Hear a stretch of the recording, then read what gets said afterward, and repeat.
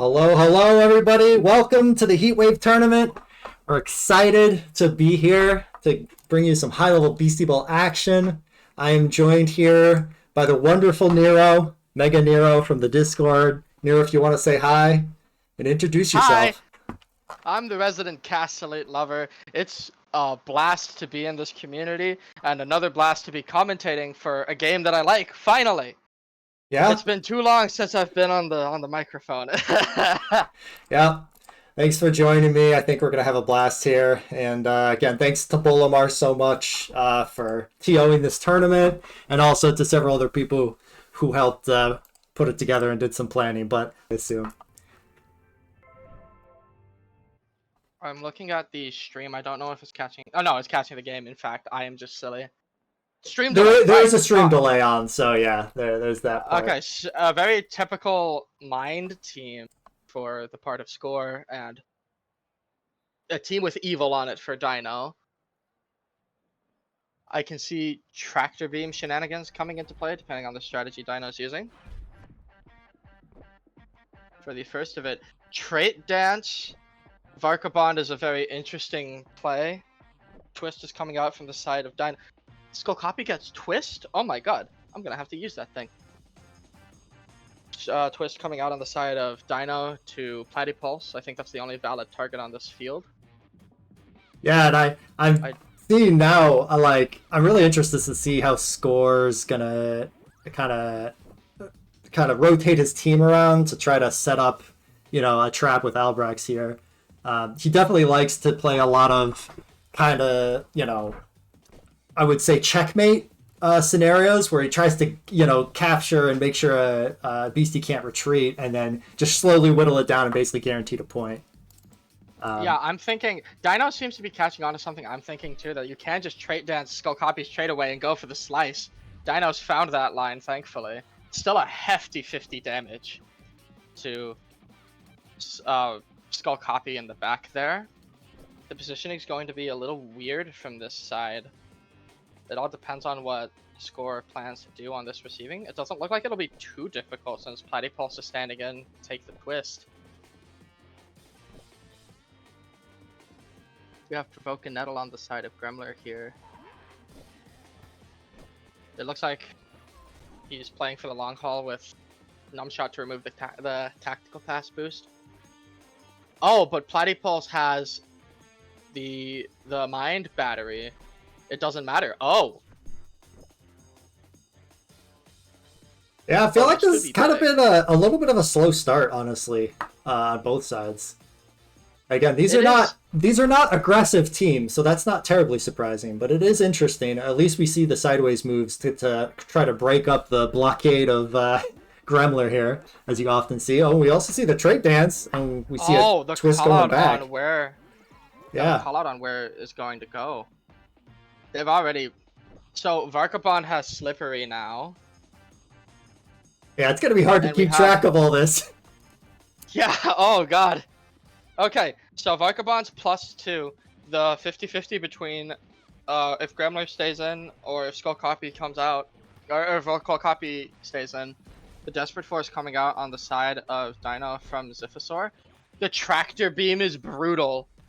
Without Unpredictable, they have to make a play here. Yeah, and this is on the side of Ziphosaur. Oh my god. Yeah, it's a tough spot. Oh yeah. my god. The score going on. Copy's down. Yep. And first point goes over to Score. So able to again use that Albrecht's tractor beam and basically put Dino in a no-win scenario there. I can only assume the twist is coming out. If Gremler comes in, then it's still fine to use an attack. Ziphosaur is tired right now. I can't assume there's any reason to go other than Gremler, because otherwise no attacks can come out. Yeah, Dino sees it too. With Provoke and Nettle on the board here, there's a few options to take it. All of them end with some Numbshot coming out. This Tractor Beam's going to be a little bit of a problem for Dino if he can't get it under control. Freeballing though, electing to double Nettle? That is fair. Yeah. He hasn't been able to hit this Varkabond at all this game, actually. It's all been free ball damage and nettles. Yeah. Yeah, and I feel like, you know, again, this is not the sort of team that Dino's used to facing with his team. Oh no, provoke nettle. Provoke nettle. My eyes are bad. Yeah, provoke nettle. Yep. Yeah, and provoke definitely. This is the matchup where provoke is super powerful, right? Because it's less about trying to do immediate damage. You know, neither team is really set up for that. And it's more about trying to control the game, right? Deny your opponent's game plan and set up your own game plan. It looks like Score is doing a really good job of setting up his own game plan. There's a ton of options he can do right now. Provoke tactical pass being the one he picks. Yep. Tool onto the Ziphosaur.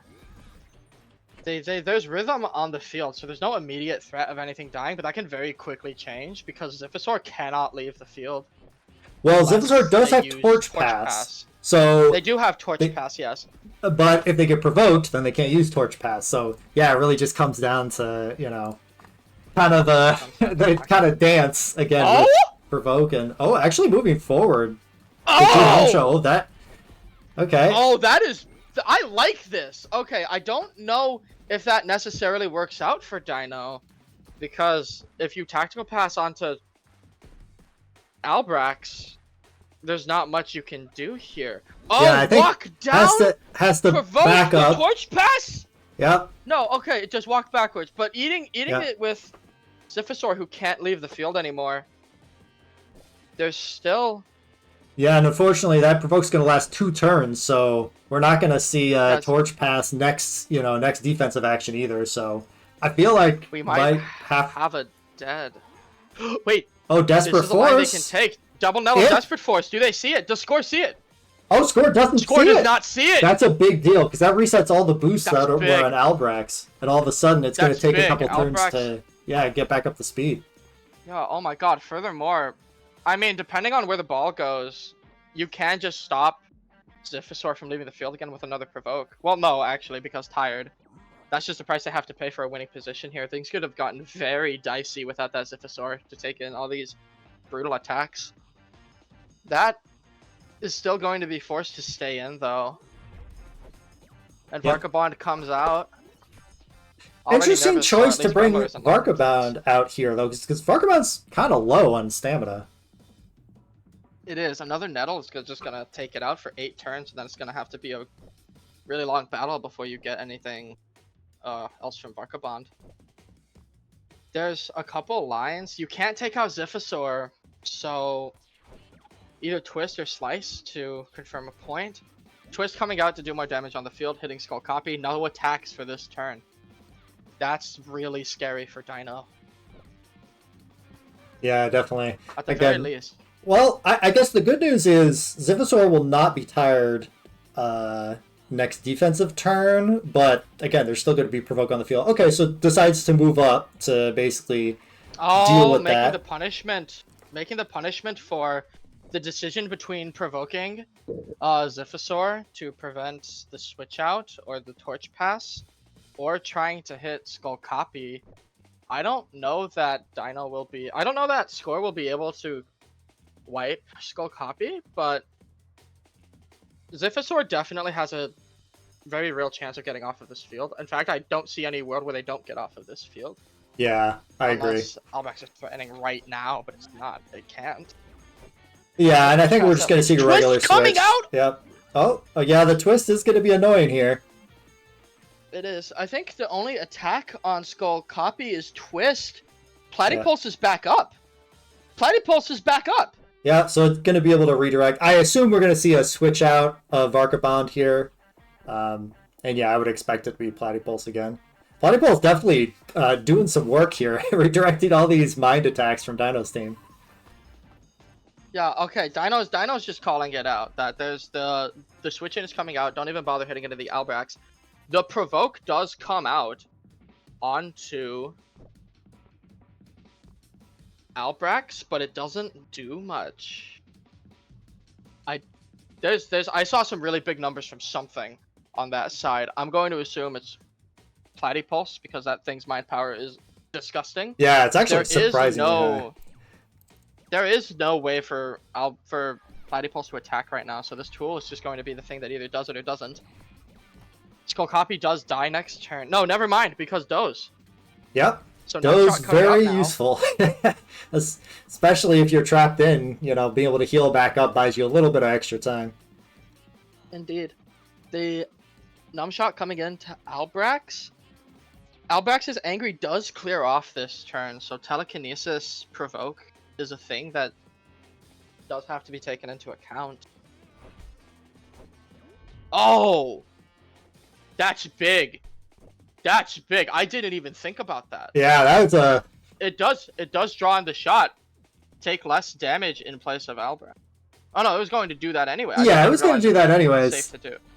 I'm forgetting. Oh, I don't play with these VCs. Can you tell? Jesus, 61 damage though. Well, so we're kind of in a kind of an interesting spot here. So the good news is we are gonna, you know, Dino will be able to switch out next turn, just because of where the Albrax is now. Although I guess there might be the threat of that happening again, where Score moves the Albrax up to do Tractor Beam.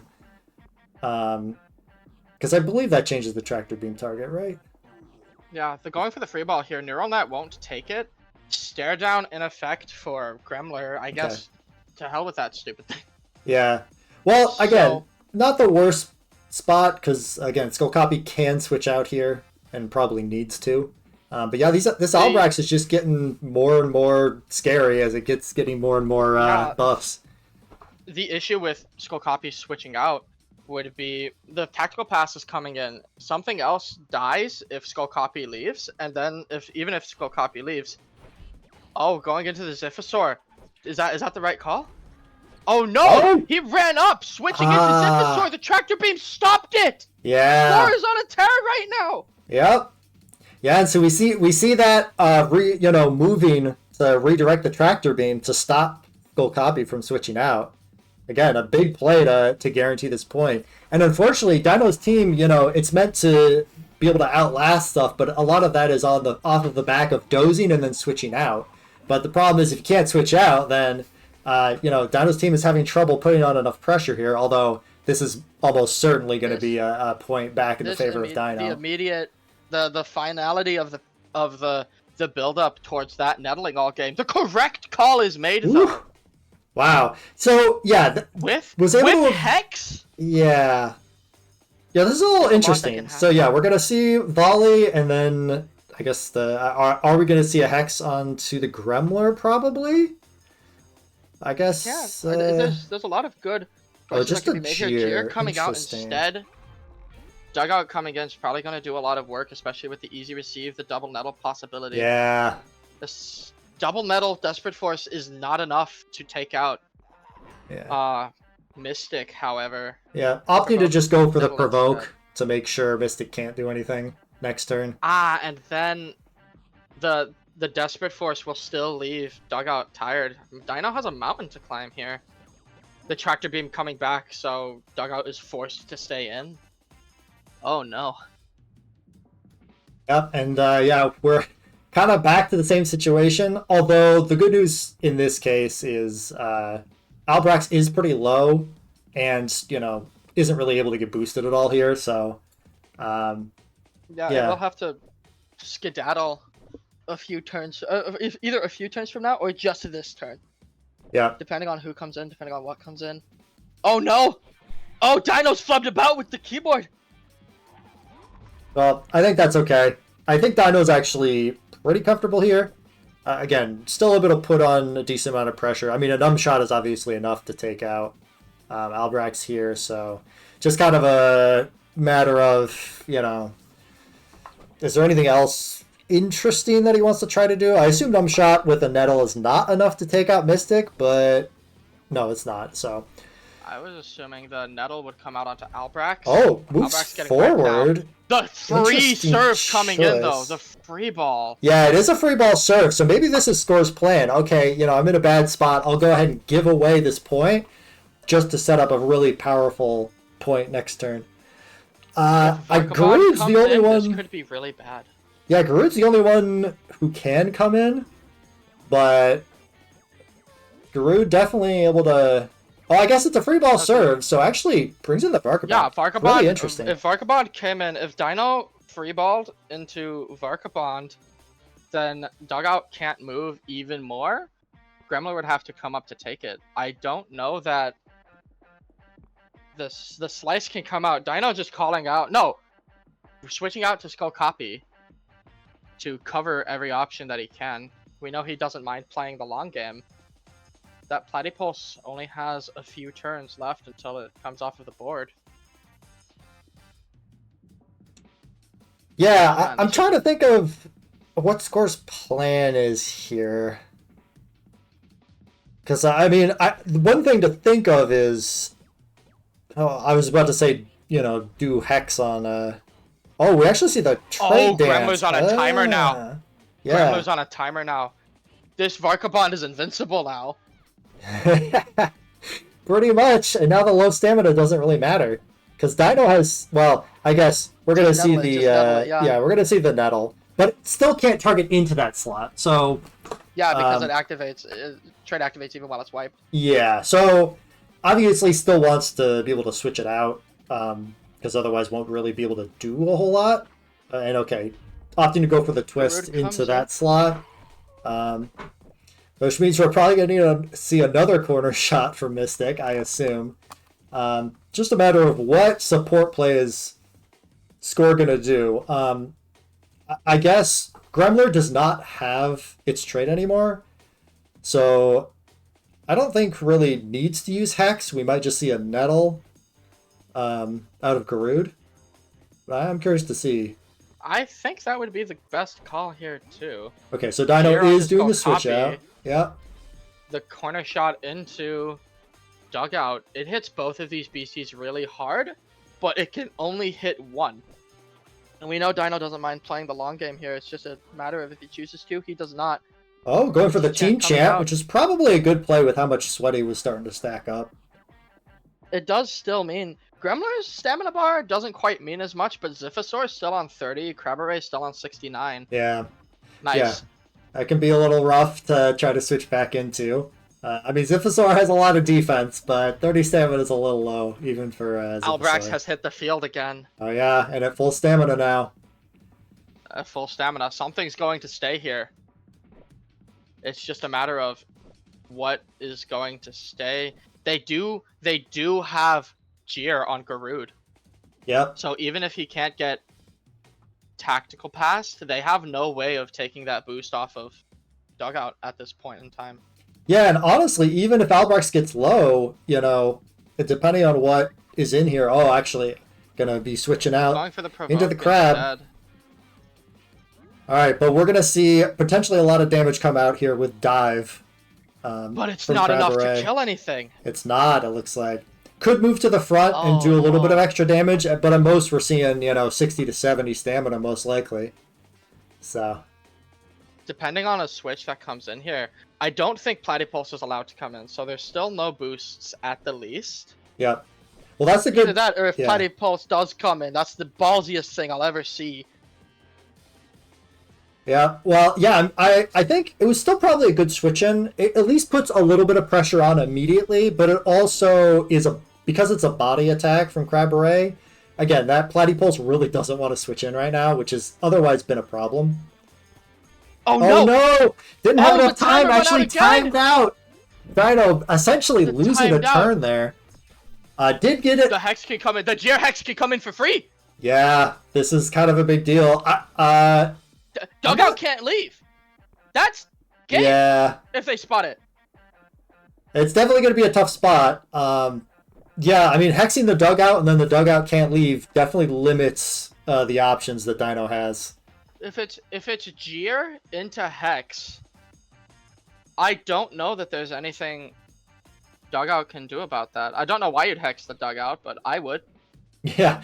Well, again, hexing the Dugout is basically some guaranteed value of just saying, okay, I really don't want one of your beasties to ever be able to do anything, but actually ends up going for double Jeer, I think it was, onto Crabberay, and Crabberay just switches out.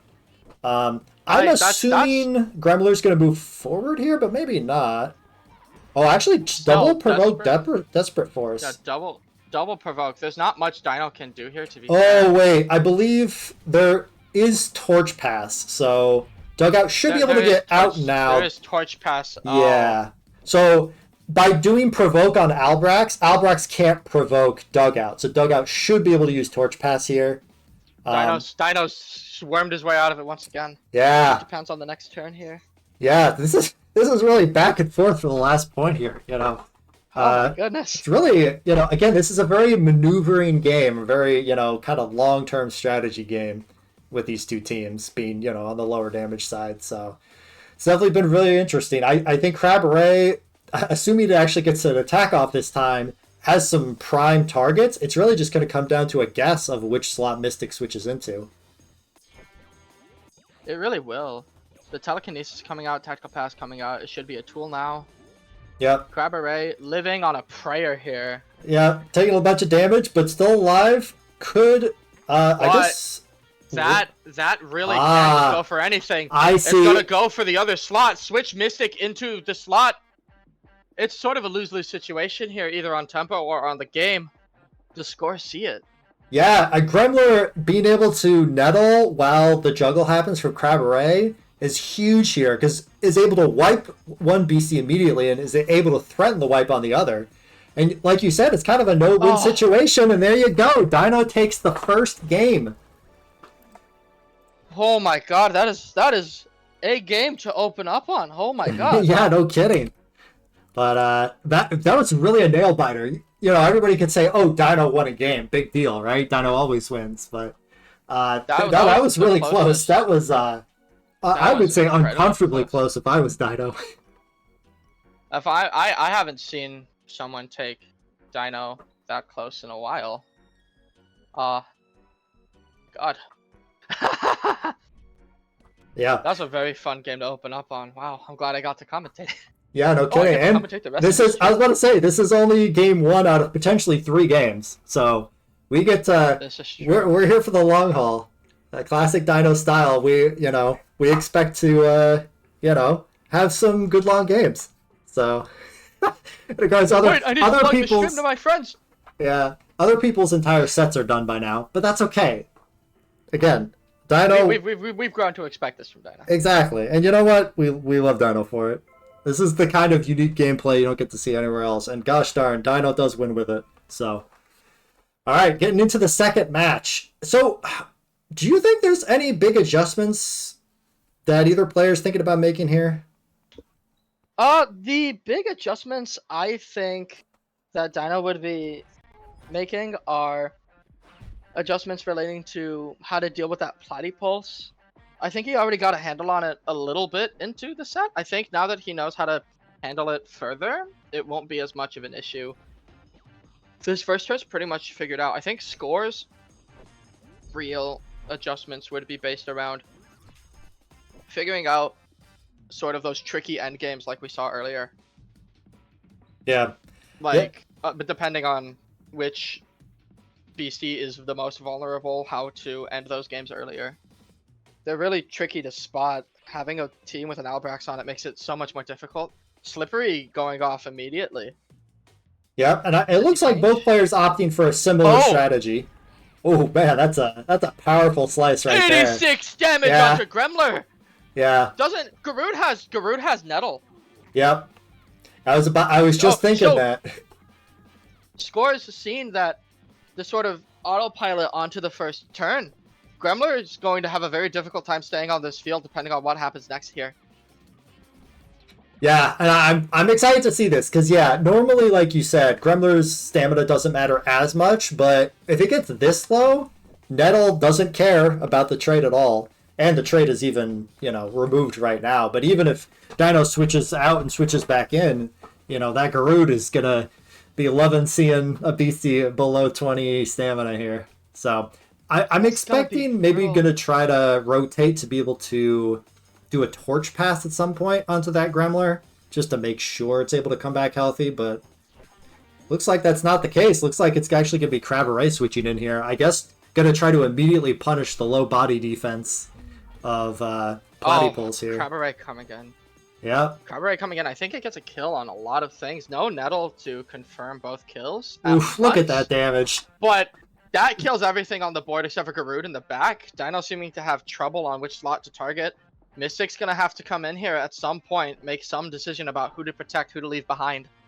Yeah, and this is a really interesting decision. One might just think, oh, it's it's an equal 50-50, but I don't think it's quite that way. Just because honestly, I think Platypulse is more of a problem for Dino. Maybe that's crazy for me to say, but as annoying as Trait Dance is, being able to redirect all of these mind attacks is just really inconvenient. I would hit into the Platypulse slot too, but Dino going for the Varkabon shot that none of us would have gone for. And I guess Score thought the way I did because switched Platypulse into Mystic, but Dino, I guess, either guessing correctly or just deciding, no, I want to target the beastie in the front. And immediately the crab getting onto the field and forcing the worst 50-50 I've seen in a while. Yeah. I mean, that's really the power of Agile Crab Array, right? You can switch in, double juggle and dive, and just, immediately be a giant threat. With Demolish on the crab, too, the field effects aren't going to be as big a deal as they might be. A timer put on Ziphosaur immediately with that corner shot. The drum's coming out so that at least Skull Copy can't have it too. It does give Ziphosaur a lease on life a bit. Going for that slower game now that the game state's sort of equalized in his favor. That bench is looking very weak though. Yeah, it's been an explosive start kind of this game. A little bit different than the first game. But now I agree. I think things are going to start to slow down a little bit. We might see Platypulse switch in here again, but no, we see Albrax actually. Albrax, yeah. That makes sense. The Provoke did so much work last time with the Shook onto Albrax as well. There really isn't any reason to not go for a Provoke here. Obviously, getting that Ziphosaur down pat. Oh, and it's just like what we've said. It's just like what we've said. Gremlin coming out, not healing as much as it needs to confirm that it will still be alive by the end of this turn. If that Garud has Nettle on it, which I keep forgetting if it does. Let me go and... It does. It does have Nettle. It does. Yep. The Nettle on Garud could just take Gremlin out for 8 entire turns. Yeah, I think we need to see a Provoke onto this Garud to prevent that. I think he's got to be double Provoke. Oh, not going for double Provoke. Oh, no? Going for the single Provoke into the single Nettle. Yeah, that's an interesting decision. Oh! I'm not sure why. Score thought it too. Score thought it too of they're going to provoke the Garud. They didn't even bother going for the Nettle. That's huge. Yeah, but now it's kind of a awkward spot. I think Gremlin has to switch out now. Okay, we just immediately see the Trait Dance and then the twist. Okay, so Gremlin able to get out there successfully. We still have a tired Ziphosaur though, and also still 3 sweaty, so... the timer's only getting shorter. Yeah, I think Dino was able to avoid getting a wipe there, or, saving the Gremlin, but still not in the best position, I would say. That Doe's coming, like that... This position right now with a free ball coming in, Platypulse can just come in for free right now. Yep. Forced to free ball because one beastie is shook and can't attack, and the other beastie is tired and also can't attack. This Albrax coming in too. That's huge. Yep, this Albrax just constantly being an annoyance. A double Nettle tool takes Ziphosaur's life. You're right, because it was a free ball, so it's an easy receive on Albrax, so it can just use tool. I have to imagine we're going to see... This should be a guaranteed point. I don't see any way around it. Even if Ziphosaur moves back, it's not enough to prevent. Yeah, it's not nearly enough to save it. Yeah. Yeah. All they can do. Oh, but the Provoke coming out, the pass coming in. This is what I mean about being able to see these tricky. Oh yeah, so Score not going for the double Nettle into tool. Interesting. It could be that they just want to get more damage on the field. The Platypulse can come in the Garud slot and keep Albrax in the driver's position here. Yeah, and I think it's got to be at least a thought on the mind of Score here. But yeah, I'm not sure. Maybe it is an idea to set up, just spread more damage around on Dino's team. Okay, actually switching out Albrax. Varkabon. Oh! Ziphosaur can't come out right now. It's going to die on the next receiving turn unless Dino gets it out. These healthy beasties are slowly going out of commission. Yeah. On Dino's side. Yeah, so not having Torch Pass is a big deal. Now goes for the Nettle to get the wipe. Now goes for the Nettle. Yeah. This does mean, yeah, Dugout at least does get hit. And now the game's on a timer. You can't doze and attack with Skull Copy. That's definitely something that has to be thought about. Yeah, gonna stack up here, looks like. And just go for a Desperate Force. Out, using the deadly stack.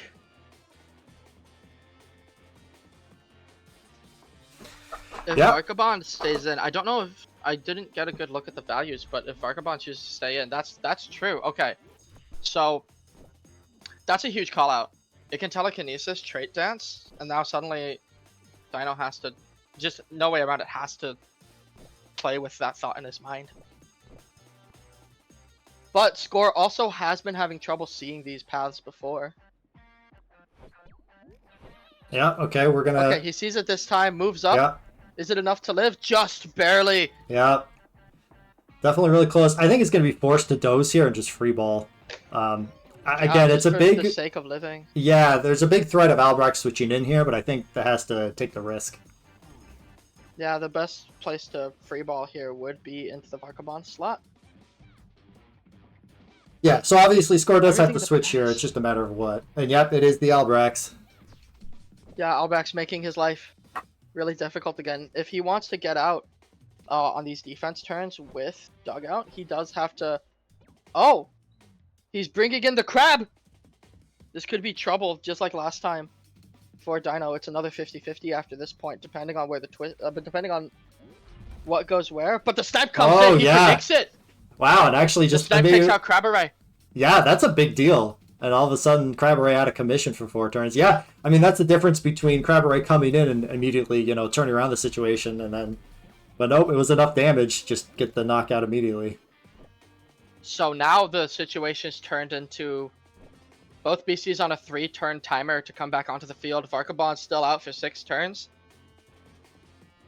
There's a lot to go through with this. You can't hit Albrechts right now because Platypulse still has that...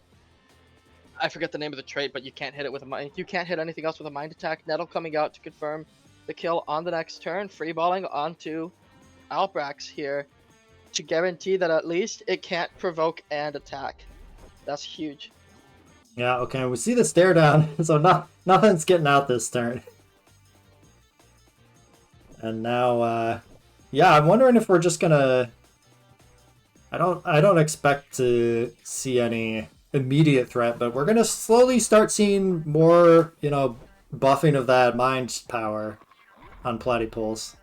You know, we saw the provoke. That being said, the provoke does come out to at least extend Albrechts' life, but the numb shot can't hit it. It is going to get another boost. That could be really dangerous depending on who gets in where.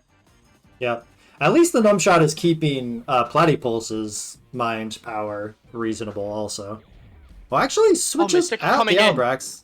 And I guess the Mystic is very healthy and is threatening that Hex. And suddenly everything's back to a controlled state for Dino. Well, controlled is not the correct word, but it's more usable than what was even a turn prior. Yeah. With Dugout coming in as well, he can get rid of the Sweaty on one of his 2 BCs. I can only assume it's going to be the Crab. That this evil creature is standing on the field. He'll need to dedicate 2 Nettles to it or do some trait dance shenanigans in 3 turns when Sparkabons comes up. Yeah, that's the thing. Sparkabon's not really an issue right now, being wiped on the other bench. So at least that probably gives Dino a little bit of comfort here.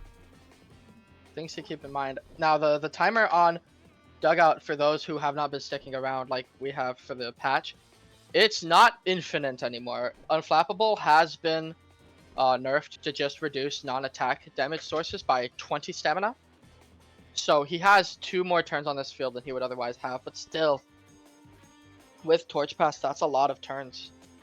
Yeah, that's the thing. It's I think, you know, a lot of people like that change, but it's a big difference between, you know, having to never switch out versus having to switch out like 4 or 5 turns instead. Especially for a team as slow as Dino's, right? I mean, you know, that can make a big difference in a long game like this. And again, opting not to go for the team chant, so is going to have to deal with these sweaty stacks, both stacking up, you know, on Dugout, but also, you know, his other beasties are sweaty. So It could eventually come back to bite him. It could.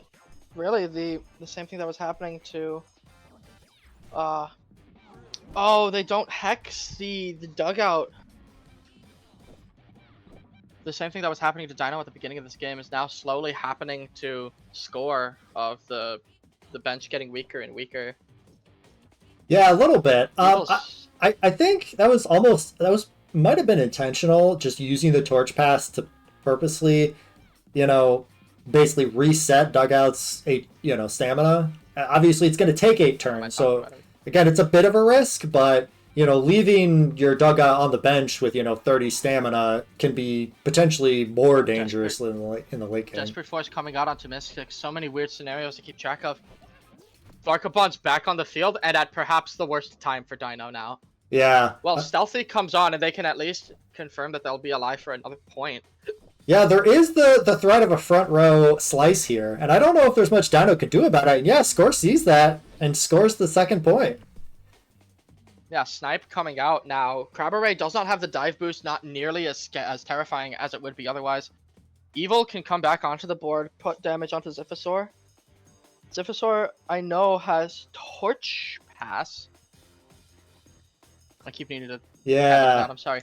No, you're good. Torch Pass, so it's definitely one of those situations that you need to play around this endgame carefully if you're Score. Oh, this is an interesting choice here. Opting to leave the Crabberay in, and you're right, Dive is not going to be nearly as powerful here, but we do have the potential double Nettle Dive. So, technically the double Nettle Dive is incredibly terrifying. So really, both of these species are at kill ranges? That's what it looks like. I think Dino... Instead, going for the minimal damage, and then hitting into which slot? Platypulse. Yeah. And I think, at least with the Provoke, we're not going to be able to see a Trait Dance. Oh, and we see the Garude coming out, and okay, Garude is not going to be able to double Nettle because it has the ball, so we should be safe for that Gremler one more turn. All right, we are going to see the Crab switch out. Back to that Skull Copy. The Skull Copy coming in. Yep. Yeah, we see that Nettle. Onto the Crab. Slice coming in. Oh man, this Skull Copy really coming in clutch there with its trait. Be able to switch in and move forward. Varkabon has exactly one more turn on this field before it dies again, thanks to the Sweaty. Yeah, but this is actually a 50-50. Double Nettle free ball does kill both things. Yeah. And regardless of who dies, one person is going to be having a very, very horrible time on serving. I think we're going to see double Nettle onto Garude here, just because Garude... we're actually seeing numb-shotting into Garude. Numb-shot, okay. Alright, I can respect that. Coming in, though. Alright. Now there's a sort of decision to make here. Based on where they think the ball is going to go after Varkabon uses it here. It's the Trait Dance. There's Trait Dance, there's Twist, there's Slice, there's Tactical Pass. I can't see a kill coming out on this board at all in the near future. Yeah, and I think... and everything in the bench is so low. Yeah, well, it's honestly low for both players kind of at this point. Score's been doing a pretty good job not letting Dino use Torch Pass too much here. But I think if Ziphosaur is able to use Torch Pass onto, say, Gremler, or heck, if he uses Torch Pass onto Crabberay, I feel like Dino's going to be able to take this. Oh my goodness. One more turn. Oh, and it's Slippery, and it's the Mind trait. I think Garude is the only thing that one more turn. Varkabon can walk up safely here. But that's no true. No provoke on Ziphosaur does mean that he ends up winning the game off of whoever he brings in here. Yeah, and I think Score's running out of steam, unfortunately. Everything that's, in here is really low. But Albrax might change everything. Yeah, Albrax, I like the idea of Albrax because, well, Score needs to score the last point, like, right now. But again, I don't know if there's quite enough damage output here. The rhythms help heal it off, yeah. Any route that he has. And he is just going to Torch Pass. Not even Torch Pass. Not even Torch Pass, because there's the Provoke, yeah. But again, it's safe to just do a normal, switch here. So we are going to see Tool. It's going to do a good amount of damage. Yeah, if without the rhythm he set a while ago, Dino does just lose there. Yep. Very good foresight in on this, and nothing can switch in anywhere. Yeah, this should be a point here, and I believe it would be game, because it's going to be Dugout's going to be stressed but not tired, so should be able to serve with Desperate Force again after taking this point. So as long as that's the case, I don't think there's any way Score can get out of this. Oh, actually, sidestepping, so out the way. Interesting. But it doesn't do anything. I was about to say, because there's no shield on either of these beasties, right? So I think that's it. I think that's game. That's game. Wow. I believe Dino takes it, and we're just gonna wait to see the final result. Make sure we're not wrong about anything. No, they've added Torch Pass there we go. in the game right now and gave it to Albrecht. Yeah, there you go. But there you go. Dino is our victor here. Congratulations to Dino winning 2-0 over Score. But I have to say, shout out to Score. Honestly, doing a fantastic job. Score definitely took him the distance. Yep. We want to keep things moving here. I'll go ahead and just work on updating the teams in the background here. And yeah, I'm looking forward to this match. Again, Cat. So Cat is another wonderful and very strong player that we've seen in this community before. Winner of the last playtest tournament, I believe. Again, been around in the scene a long time. Especially a fan of the rally teams. So I'm excited to see what we got. Oh. From what I'm seeing on the team preview, both teams have Charlie, both teams have Sergus, both teams have Haliath. Yeah. Ram has Grisada and Yemeth, and Ket has Noizard Hopra, both pairings that we've seen, at least I've seen going around a lot of, this team's really good, that combo is really powerful. It's a battle of the cores here. Mostly it looks like the leads on Graham's side is going to be Sergus and Grisada. Yeah. Stinky on Grisada. I can't imagine there's any reason not to click it. Yes, that's Stinky coming out, and I'm really interested to see this essentially mirror match. So these are two rally teams for everybody who isn't super familiar with them. So they're going to be spirit heavy, basically, all spirit attackers or supports for spirit attackers. And that key ability, that support move, Rally, be able to boost all spirit damage, really important for these teams. But in this matchup, do you want to click Rally? You don't want to be the one to set. Yeah, you don't. I'm noticing that Ket has elected not to click Rally right now. It doesn't want to give Sergus that performer boost, wants to keep things ambiguous. Targeting into the other slot here. Graham doesn't see it. The set cannot come out. And Ket can really cover for both options here just by blocking, but chooses not to. Going into the Charlie, the contest coming out onto Haliath here, taking major damage. The spell Rally can come out, or it could just be this is a 50-50. This is a very hard 50-50. The challenge coming out could be deadly if Ket gets it wrong. Oh, actually, electing going for the Stinky. Electing to get a free ball instead on receiving.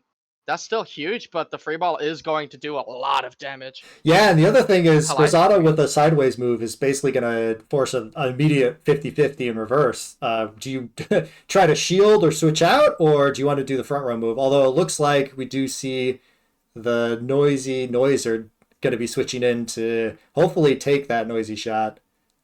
Oh, but neither Beastie here has an attack, right?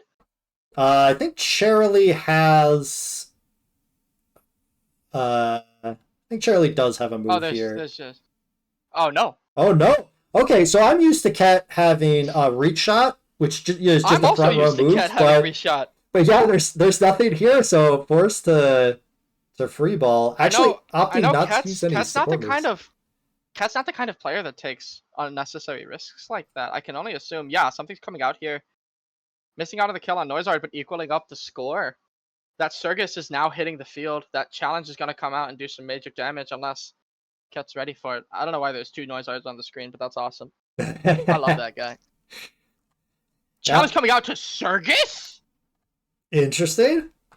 All right. Hitting Ochette for big damage here. Can't cheer and boost up. That might have been the best plan for Graham now that I'm thinking about it. The Torch Pass is on Circus' side here. The super commit coming out. It can only kill Grisada. Just have to see who does what about it. Yeah, this is a... Hitting. Yeah, I mean, this is definitely going to be pretty back and forth, especially compared to the last match we just saw. It's going to be a lot more... It's already 1-1. Yeah. Yameth coming out, though. Yeah, I do think this Yameth is going to be a big difference maker, to be honest. Like, having its trait lower, the damage of both beasties on the other side, definitely great in these mirror matchups. Whereas Ket cannot do that. Going to block the Yameth here, setting up even more rally for himself to use. That burnout coming out, doing a lot of damage, but it's not a guaranteed that Ket can work with it. Yeah. Super commit all of a sudden much less dangerous than it used to be. The cut shot is the only point that could be confirmed here. But that's just if Heimdall here doesn't walk up. Yeah. And even then, it's still like that mind game of, am I going to hit into Goliath? Am I going to take out your main beastie? Yeah, and interesting, cut shot doesn't actually knock out here, so actually has to commit to contest. But I think contesting Goliath here. Can Graham read it? Graham reads it! Yep, gets the switch. Man, this is that really... can kill. That can kill either.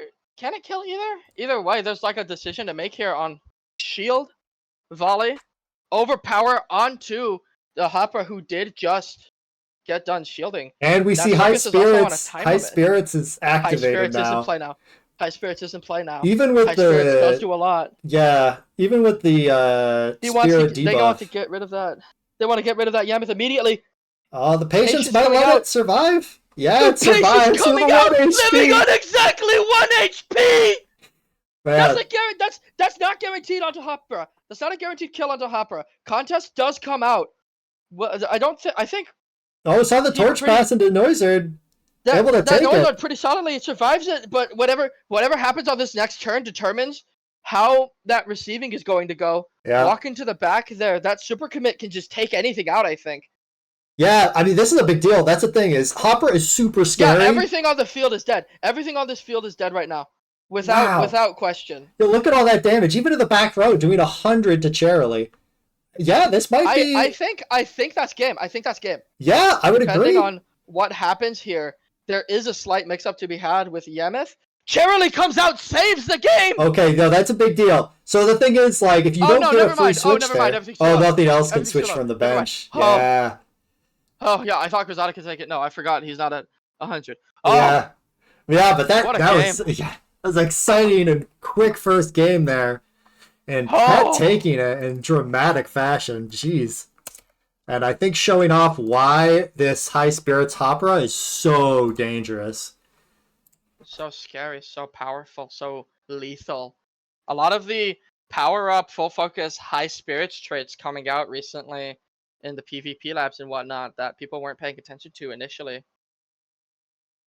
Yeah. Very scary. Very scary. I mean, it's I'm going to be honest. I'm going to be one of those people who've said, a trait that only activates when you're at a third of your stamina or less, like, that's hard to do. That requires some setup. But, players like Ken have absolutely proved, even if it's not guaranteed to get set up, it's so powerful that it's worth it. Like, be able to delete your opponent's beasties, even on serve, because it's I'm with you there. Yeah. I've been one of those people saying, I'm the cast elite.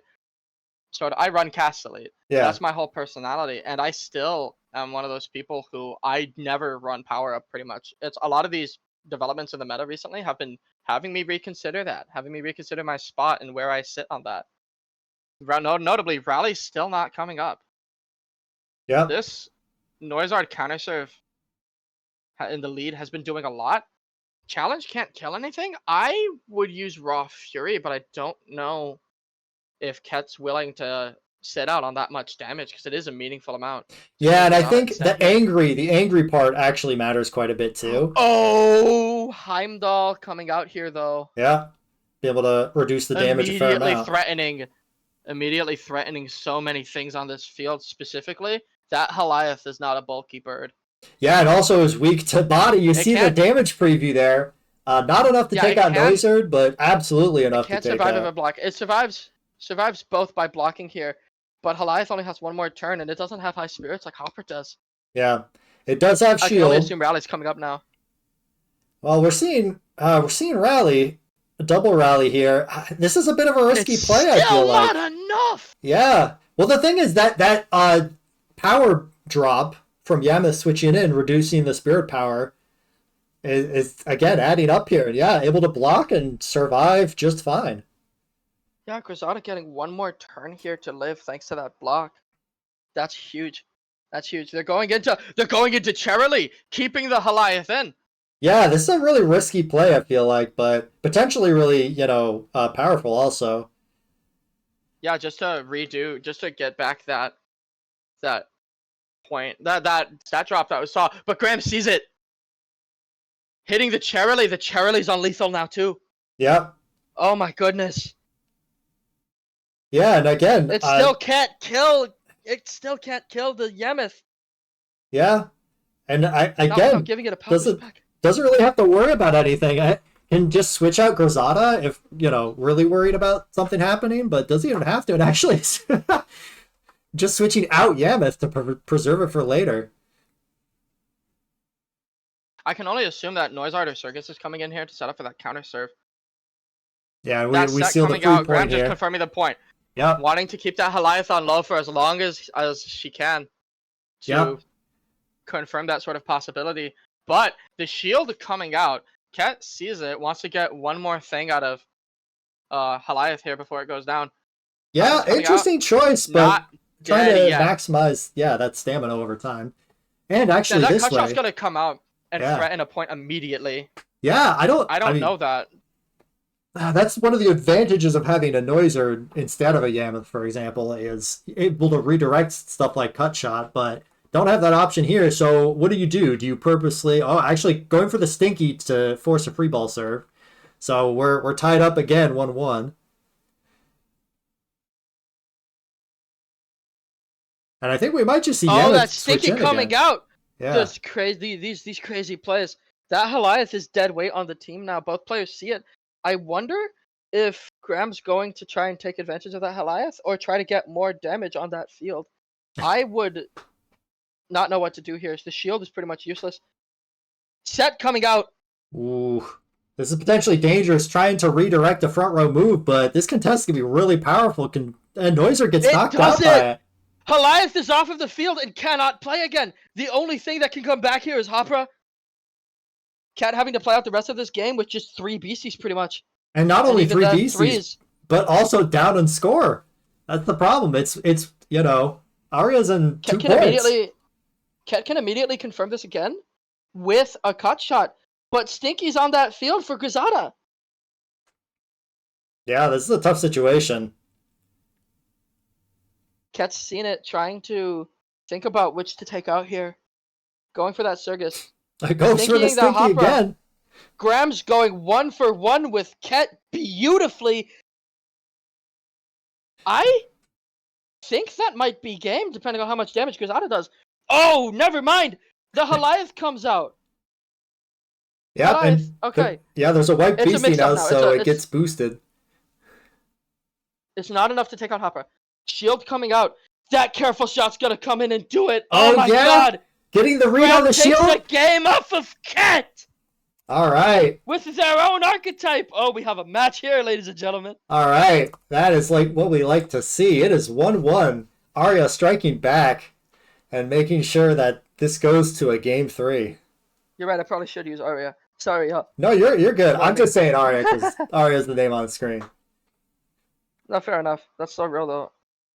But yeah, man, this is a very exciting back and forth match. But we do see Aria is going to have to serve now, which, especially in these super offensive games, can be a detriment. I wonder how it sort of changes the perspective of the sort of like the dynamics of the match and whatnot. Yeah, and we're going to, again, same leads for the most part, although I do see Yameth actually out first this time. instead of Grisada. I assume because Grisada was out when receiving, just to use that Stinky. So that Frazzle is also coming out onto Yamith. Yeah, I kind of question that here. though, because I feel like Yamith might want to just switch out anyways, but actually Yamith just moves forward. I guess didn't want to give up a free point to that cut shot. So I had no reason not to Frazzle. Sorry, no reason not to Frazzle again, but instead brings in Hopra. Oh, because no matter where the challenge goes into, it's a boost now. Yeah. Hopra has not been hit with that minus from Heimdall's lead, but it still can't kill anything. All it can do is set up Surgus to kill something else. But it's still -1. The contest and cut shot are just not doing as much as they should. Yeah, we might see a super commit. Either. Yeah. We have to see the super commit. But with Yamith in the slot here, Yamith can threaten a lot here. If Charlie comes in on Goliath's slot, if Graham reads this. Yeah, and unfortunately, this Circus is not particularly tanky outside of Rally. Oh, we actually see the Yamith switch out, though. Keeping the Yamith for later. That Circus is stuck on the field. No reason not to hit that block onto Goliath. Yeah. And I haven't seen the moveset for Charlie. It's Faith, Rally, Reach Shot. There's no way to... Well, they can double boost here, but it's not enough to get past the block. They will be giving some beastie on this field something to do. Yeah. Yeah, I mean, the good news for Aria right now is, again, that Circus is still at -1 spirit power, so it's really just the Hopra that's kind of the big threat. But we do see the Rally come out. Again, I'm not sure about that Rally, because that gives the Circus more defense with its Performer trait, getting 50% more defense in Rally. Now, Cheer twice comes out. Chet can pick and choose which thing they want to kill here.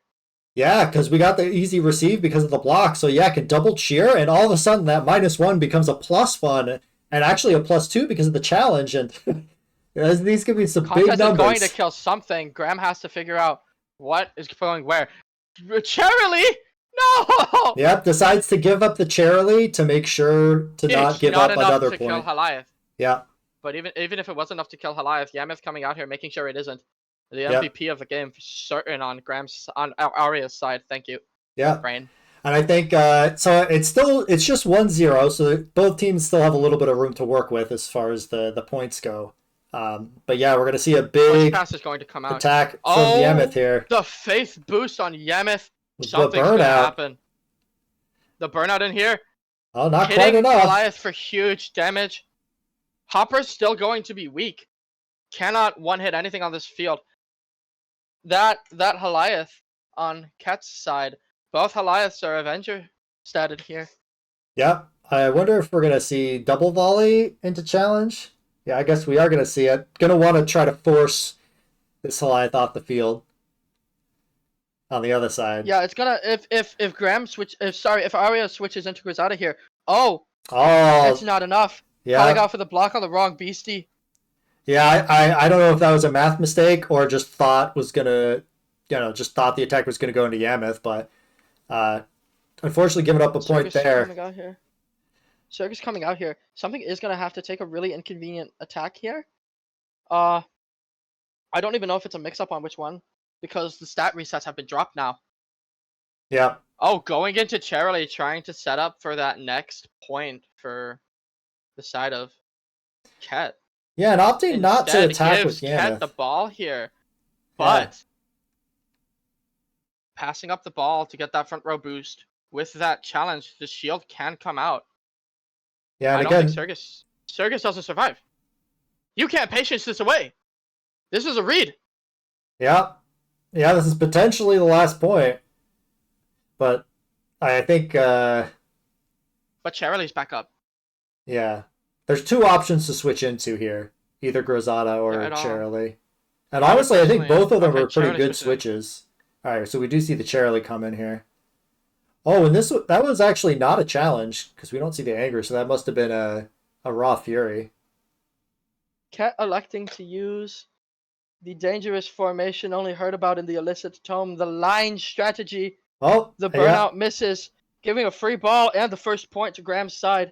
Yeah, Aria's side, sorry. Yeah, no, that's the downside of the having the Charlie in the first slot here is this free ball could be a big deal, completely switching the momentum back to Cat. And now with these plus boosts, Aria has a lot of ground to cover, and with that Surgus back up, this Charlie has to leave the field now. Yeah, I don't think there's much to be done about it. I mean, there are there some is still a decent mix-up. switches. There is still a mix-up after this for who can get the second point. Yeah, definitely. Or if Aria can get the second point or not by walking up. Yeah, I mean, I can definitely threaten it. Opting to just go for a switch here. If Graham reads that, or rather, if Aria reads that, the burnout coming out, taking the kill on Charlie, it's 2-2 now. Even up spectacularly fast. Yeah, all of a sudden, this is a real game. Ah! No, that noise is coming out, though. The rally can come out. The cut shot can come out. There might not be anything to take this. There might not be anything to take this. I think Yameth probably can take it. Not even checking. Yeah, Yameth can take it, but it's now a read. It's now a read. Yeah, it's a 50-50. Checking on the side here. Yes, does Graham take the bait? Yeah, this is a tough spot. I mean, you never want to be in the spot. Aria reads it! Yeah. Still in it. Now it's a matter of how does Aria strike back here. Unfortunately, with Rally on the field, that Surgus is pretty tanky. Yeah. That Surgus is very tanky. There's not many options here. Aria has bought herself one more turn here. That Hopper coming in, trying to read for that Noise Art attack. Reads it successfully. Now that's High Spirits. That's Challenge. That's Rally. Man, nothing lives this field. High Spirit Hopper coming back again to absolutely delete everything. And I think even though Surgus is in the front row, it's still less damage. Oh, Patience? Oh, it's still enough. Not enough though. Oh, good game. Cat taking the game and the match. Congrats to Cat. Oh boy, that's a tricky. Okay, I'm gonna make the full names in just a sec. Apologies, I want to get these up as quickly as possible because I don't want to delay the gameplay. We want to get right into this. Yeah, so we have these are two interesting teams. Neither of these like stand out to me as like super offense, although Apostle from Knights obviously potentially pretty powerful. But then we have like what looks like a more of a mid-range team from Bread here. But what do you think of these teams?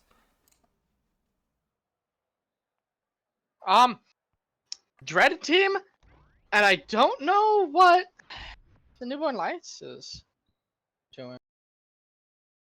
Uh-oh. Oh, I see. Bread's stream has just gone offline. Uh-oh. Stream is ended. Uh-oh. Well, we'll have to reach back out to them. Oh, never mind. Got it back. Okay. Let's go. I wonder if that's Oh no, Bread missed their first move because of that. Well, I didn't see if they had a defensive move or not. If they need to regain, they can. Yeah, absolutely. Just for technical I'll tell Bread issues. DMs right now. Yeah, I'll do that. Yeah. Hey, buddy. We don't want the stream setup to be a detriment to the players. So if they need to regain, then that's totally fine. But we'll give them that opportunity, and that'll be their call. Yeah, I just want to make sure that they see it. Yeah. Going for this slice in the front row. That's called copy coming in to keep that first point. Keep the game alive. Yeah. I have messaged Brad. Brad goes, nah, it's all good. Okay. So, all right. So we're good to go. We're in it. It looks like the game's happening. Yeah. Okay. Just trying to update some of this stuff, but yeah. So I'm expecting this to be again a little bit slower of a game than we saw. Ket versus Aria, which was absolutely blazing speed. But yeah, Posser is definitely a beastie I have been a big fan of. Just because you see right here, being able to use the challenge and get a self boost is pretty powerful over time if you can keep it on the field. It is absolutely very powerful. I run poster myself. Fun fact. Yeah. I run the challenge. I run the challenge demon myself. It is in Uh, fact very scary. Definitely thinking about this dreadful mist coming out. It looks like they're still deciding.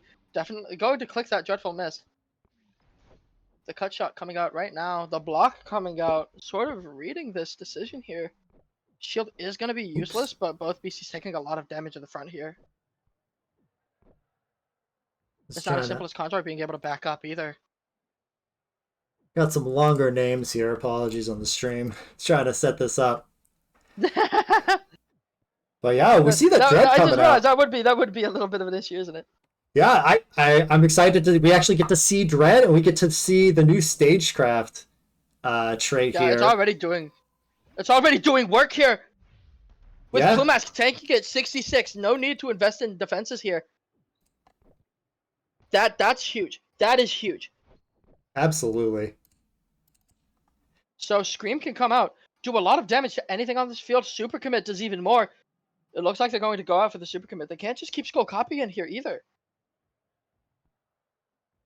Yeah, They can't. Yeah, they can't just keep skull copy. Because yeah, if they move it back up, they're going to lose it. Skull copy goes down for the count. yeah. It tries to The block block, is but not enough. not enough stamina remaining. Now the Scream's going to come out so that Plumask can gracefully make its exit. Or super commit, maybe? Oops. I don't know why it would be super Let's commit. fix It's probably this. just going to be a Scream coming out. It's not the most ideal attack to lay.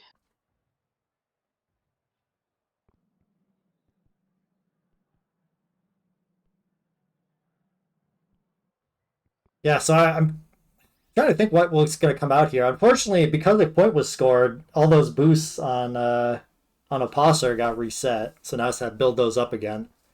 But we do Yeah, see the although watchtower come in. goes for super commit. Plumask is probably going down here. I can't see Yeah, why it wouldn't. yeah. I mean, it is It locked into is, place here, being nervous. So yeah, I'm yeah, not sure there's much they can do. Obviously, good even if damage it on did that. have shield, the dread would stop that. Yeah, the doe's coming out, unsurprising.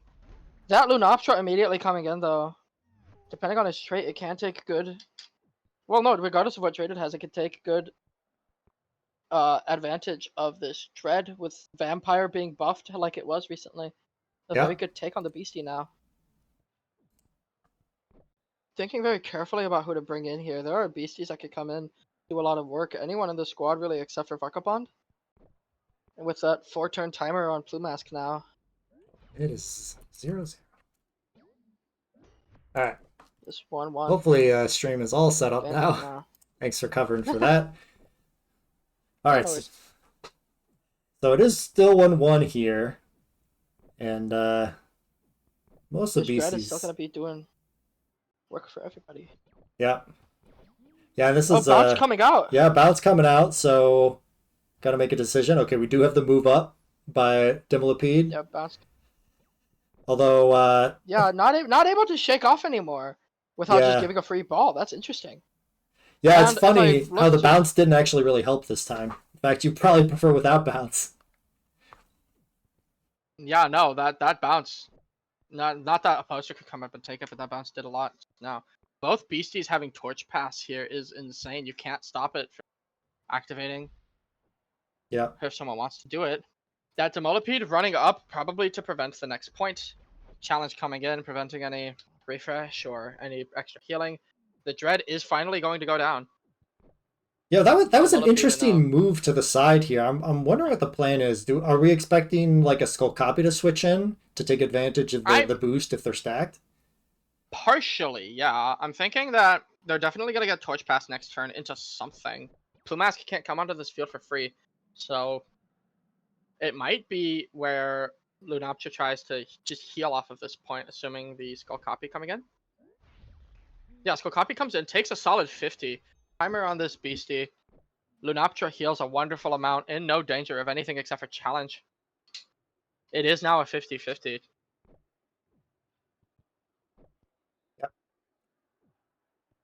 But the safest... There's no real safest thing to do here. If they target Milton, it is just a point. Yeah, I'm down to wondering, bongos. it's still just 1-1, so you can still risk taking a point here. We might just see a block. Yeah, that is what we see. Yeah, the volley, the excited pass, going into the challenge. Okay, and Lunaptra was lives. able to block it and live. Unfortunately, there's not any real things to take Gary. advantage of the easy receive. Just going to be volleying it twice, gain a little bit of HP back, and then trying to attack down here. So, unfortunately, that skill copy is pretty body weak, so is not going to be able to So just yeah, leave is it where it? it is, because even with a block, it's not going to do it. But does have the shield, and there's no dread out, so the shield does block it. There is a cut shot next this turn for something. I don't know if Lunaptra will be able to contain to not contain to be able to work with. Yeah, to be able to take it and live. I'm almost thinking Brett might just need to cut their losses and just, use Torch Pass on Bongus into, something on their bench, like their, um, one of their other beasties, just to heal it up and just, be accept the fact that that Lunaptra is Lunapra's dead probably meat. going down. Yeah. And yep, that's exactly what we see. And again, at least this way, all the boosts are cleared, and are hopefully able to get a pretty strong counter serve here. Yeah, here's hoping. In the meantime, Plumask coming back onto the field. I think the idea of no, Torch Pass is down on both sides. Yep. Yeah, there's no torch And pass for at Freddy least this turn. 3 turns on Bread's side whenever that Lunaptra comes back. That challenge does boost.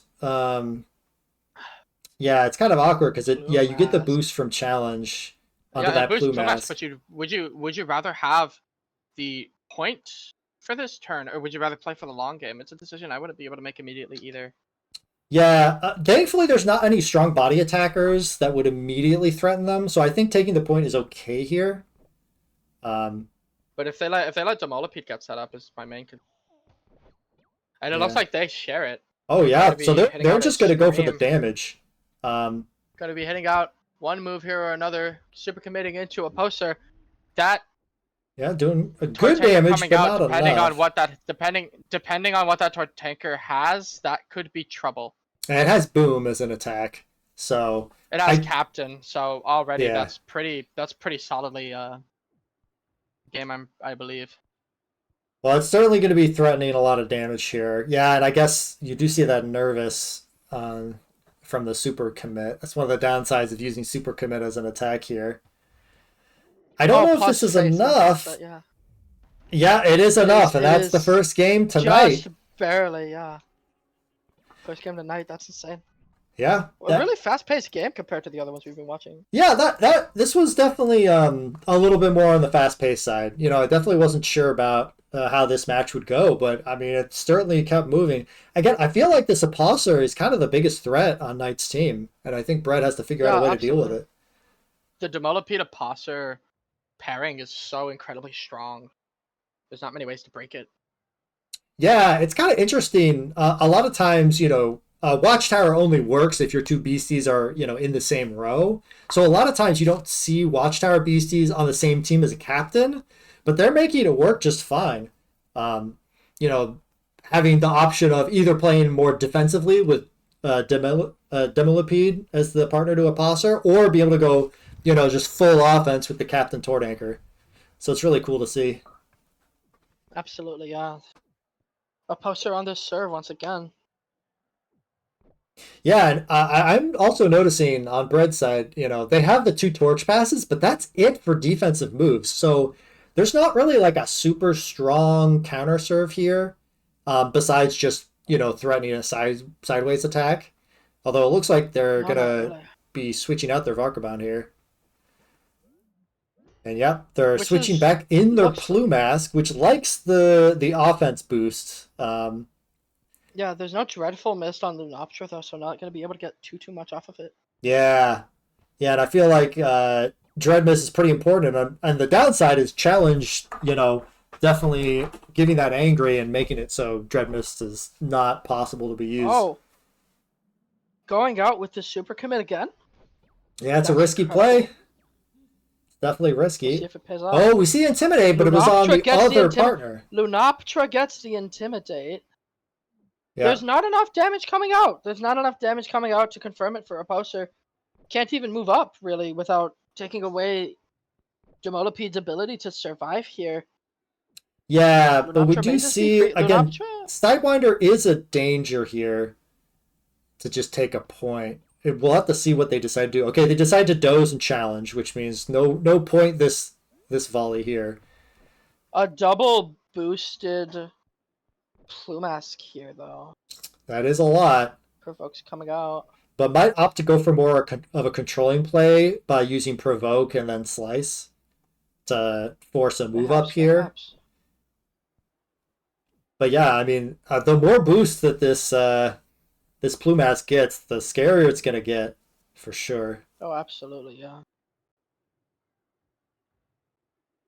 And I It's guess definitely one of those beasties that if you let it sit there and get out of control, it will really ruin your game. And Knight's been doing a really good job of just not letting Plumask run away with it. yeah, and it looks like we are gonna see the Provoke Slice. Letting it go. Can't intimidate and gets the point. Doesn't come out.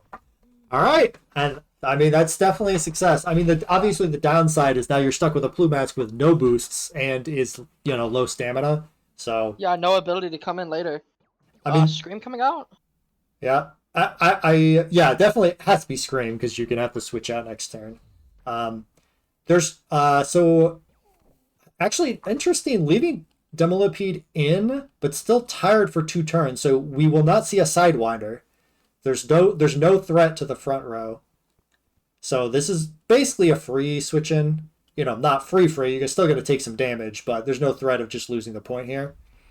And we see the challenge on to the Varkabond, which, again... It's dedicating to staying up without a poster thanks to the Noisy on that side. Yeah, that might not be the greatest... Yeah, that's a good point. Plan, depending on how much damage Cotton Candy can do here. Not enough. Yeah. So just opting for that... Opting for damage or opting for... The power sub, opting for damage in the end. Oh, they're at 100 stamina. Yeah, they're at 100 stamina, so they kind of realized, oh wait, there's no reason not to do the extra damage. The Intimidate coming out. Doze, able to be used again. Nerf Doze. Hey guys. But the important thing here is that it's a 50-50 now. Yeah. Who Knight decides to target. Just a bunch of 50-50s from this team recently. Yeah, I didn't see the damage preview on the Plumask if there was going to be a Torch Pass into Plumask. Because that's one way to both get out of the way and potentially survive. But it looks like they're just going to leave Lunaptra to take infinite damage here. And there we go. Getting the one-hit wiped. Almost 200 damage. Man, Intimidate, such a strong move to use on defense to just immediately threaten a point. And just like that, it's back to 1-1. Demolipede is resting again, but it only has 3 more turns or 2 more offense turns, I think. Yeah. Before it can use another move. Actually, just 1 more offense turn, I think. Yeah. Oh, true. Yeah. That bounce can be doing a lot. Yeah. Really, it's the only option I think they have. The Dreadful Mist might come out. The Dreadful Mist might not. Yeah. We'll have to wait and see on that. Yeah, I'm not sure how much Dread Mist helps right now because Plumask isn't healthy enough to get a switch in. I mean, it can be if it's Dreadful Mist into Torch Pass, and Brad seems to share the same opinion. Oh, that's true. Yeah, because there is Torch Pass on the Bongus here, so we could actually see that. With no ability to get +1 too, the bounce really does suck here. Depending on how much damage it does to Santa, could self-wipe from the Dread. No danger of that. The Torch Pass could come out. Lunaptra does only have 1 more cycle until it can come back in and tank stuff again. Yeah, I'm starting to like that. That's a good call out by you, definitely. I think the Torch Pass into the Plumask here is probably a pretty good play. Brad seems to agree with me. Here comes the Plumask. Yeah. And we'll see how much it does. Oh, that's actually really good. Although I guess it's still going to be below 66 after the Dread tick here. So. It still does mean that there is a choice here of either you leave this Demolipede in or you take that front row pressure. It looks like there's a choice to be made about if you sort of succumb to that mental pressure. Yeah, Oh yeah, that's a big commitment. That plume mask is that plume mask might be dead. That plume Uh, mask might be Omega I dead. I think it definitely is. I think the only option is Depends to just on. click block, and just pray that you're able to survive by. But I Oh, don't but the think. opposter's about to get the opposter's about to get wiped in Dread. Oh, it Oh, and the actually block. survives, but then the Blue Mask is going to wipe to Dread. Yeah, Okay, this is when Dread becomes a really interesting thing. So unfortunately, forced to free ball here. doing the little shuffle. I like it. Yep.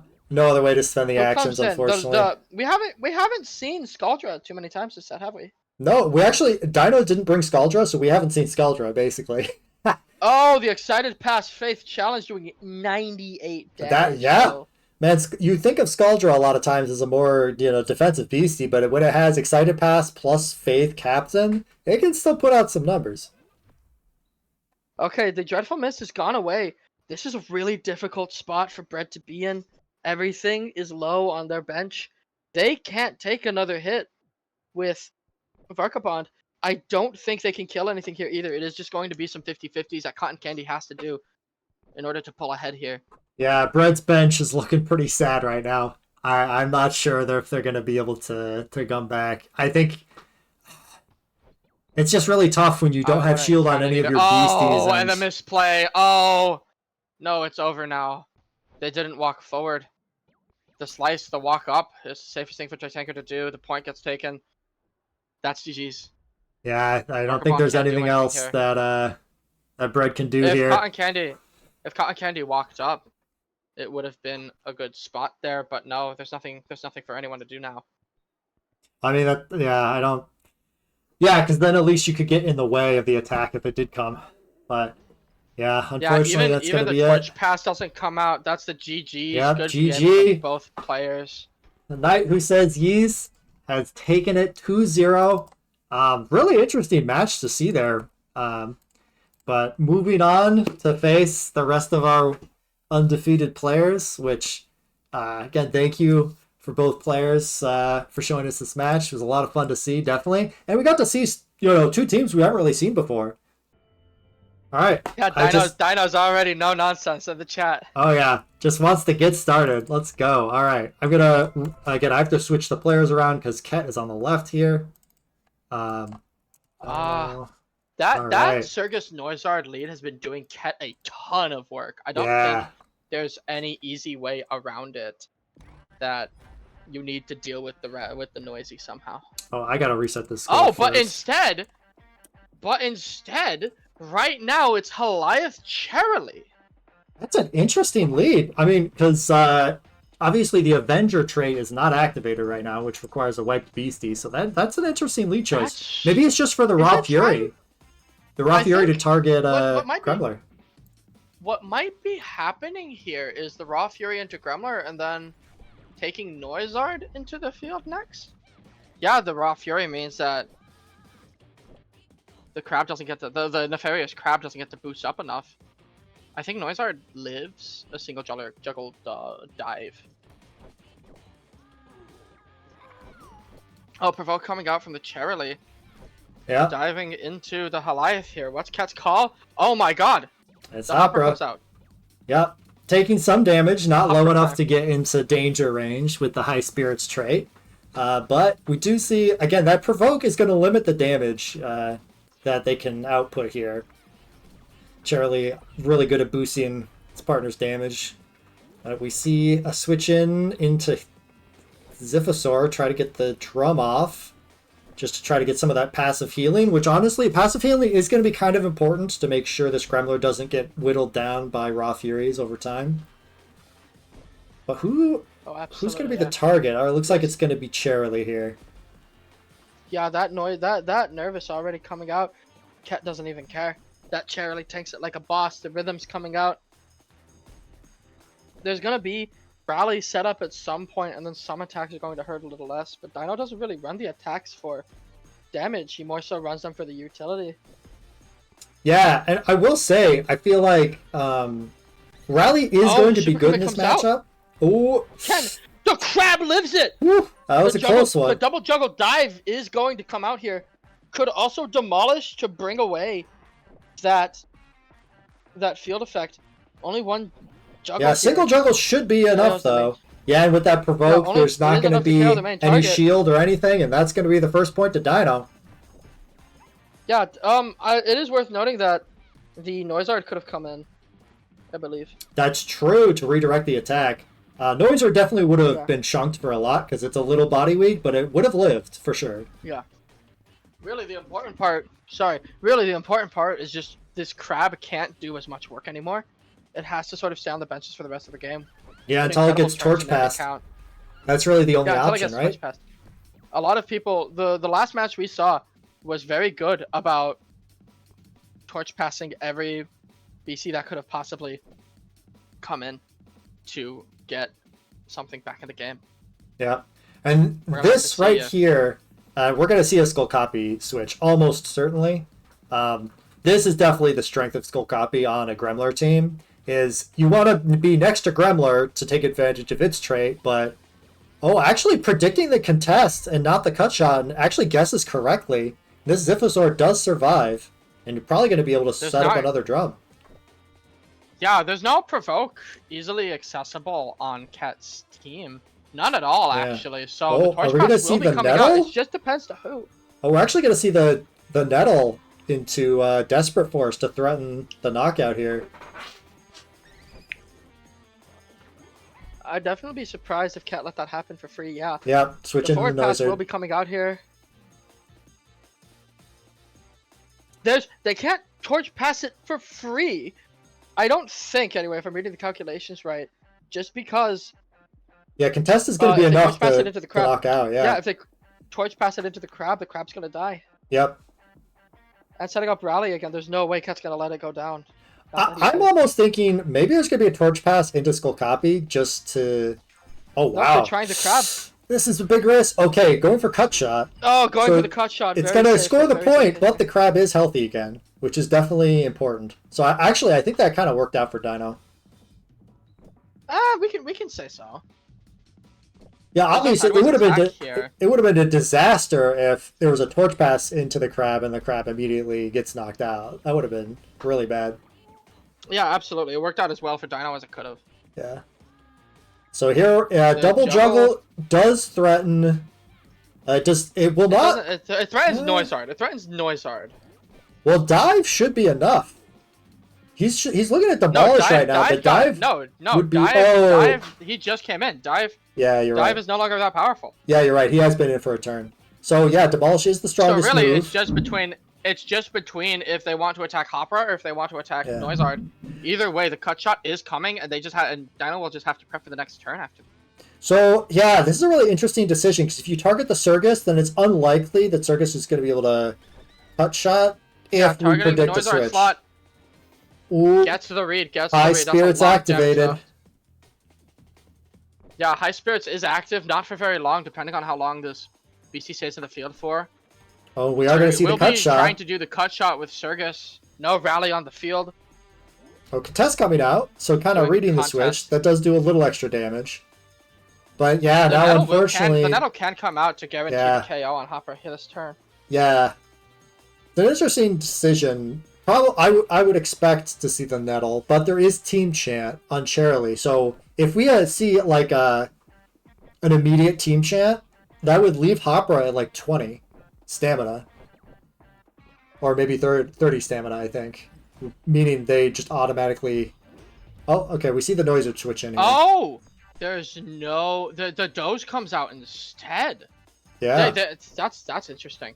Yeah. So, the cut shot can just come out.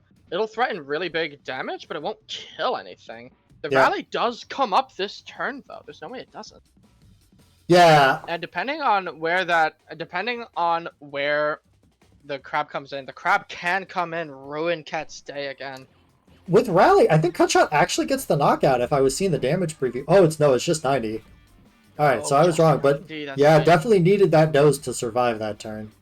But now it's a question of who is going to move over here to try to take this numb shot, which I have to imagine we're going to see. Double Nettle does not threaten a knockout or anything, so... Yeah, especially not with a tired Beastie at the front. I can only assume it's going to be a Nettle. Oh, double nettle. Double and then nettle going for the free ball. into the open lane? Interesting. Oh, we see a Oh, they have to frazzle. take it, but the double serve. The double serve. Now. Yeah, it Or is a rather, free the ball double serve. tired. Yeah. Oh, this is a really interesting Yeah. situation. I never would have thought of using frazzle instead of moving over to block it. I never would have I thought of just that in a suppose million years. that's the safest option. I mean, Cat's probably a better player than me, so I absolutely respect that decision. So we could see a volley and then forward pass to maximize damage, and that is what we're going to see. We actually see the Raw Fury, but onto the top slot, so not on the Gremler. Probably just forcing the switch out here. Yeah, so the good news is there's no provoke on Ket's team, so we could see a torch pass back into Skull Copy next turn. The bad news is that this is getting out of hand very quickly for. Yeah, and because if they torch pass it now, it's not for free. Yeah, and that's. I still think torch pass is the best move here, but still, that cut shot will still make progress. Yeah, that cut shot is still going to do a lot of damage. I was just gonna say it all depends on if they torch pass into the crab or not. But even then, the challenge at the start of the next turn, it depends on if the contest comes out. The cut shot comes out instead. Challenge will prevent. Challenge puts a hole in everything Dino wanted to do. Yeah, no juggle if we see the challenge. The only thing is that it gets a front boost. Yeah.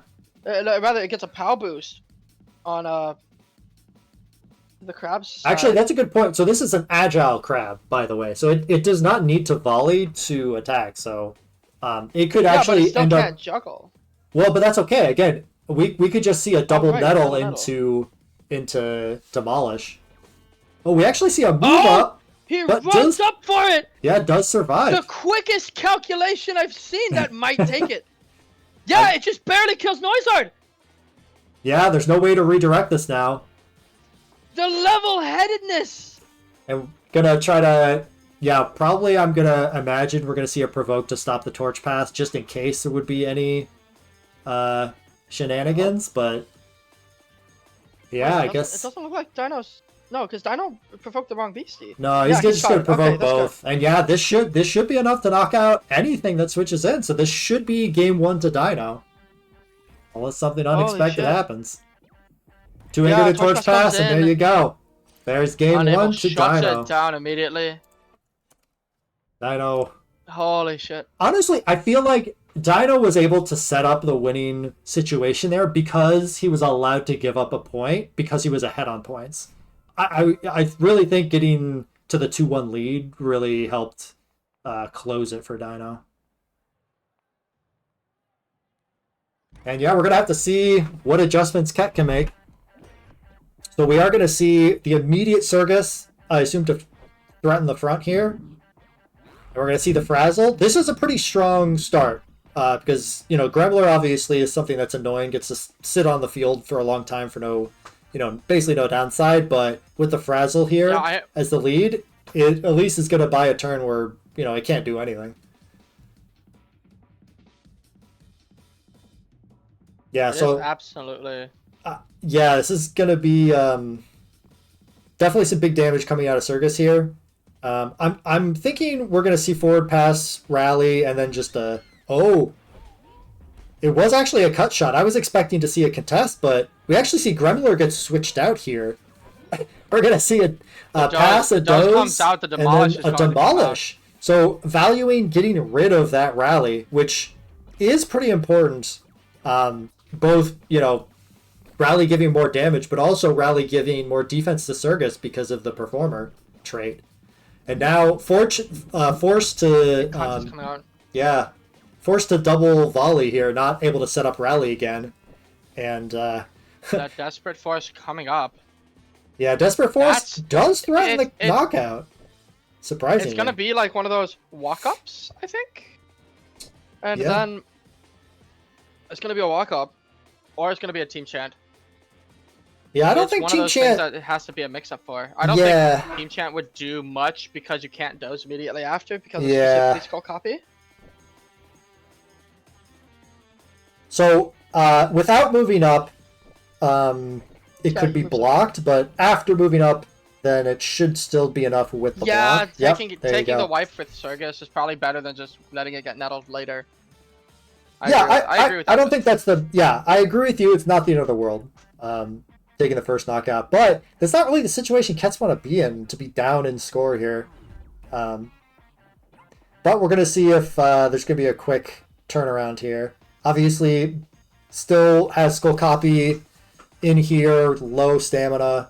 And we have the Avenger trait activated here, so potentially a lot of damage. Actually seen double rally challenge because there was a free ball serve.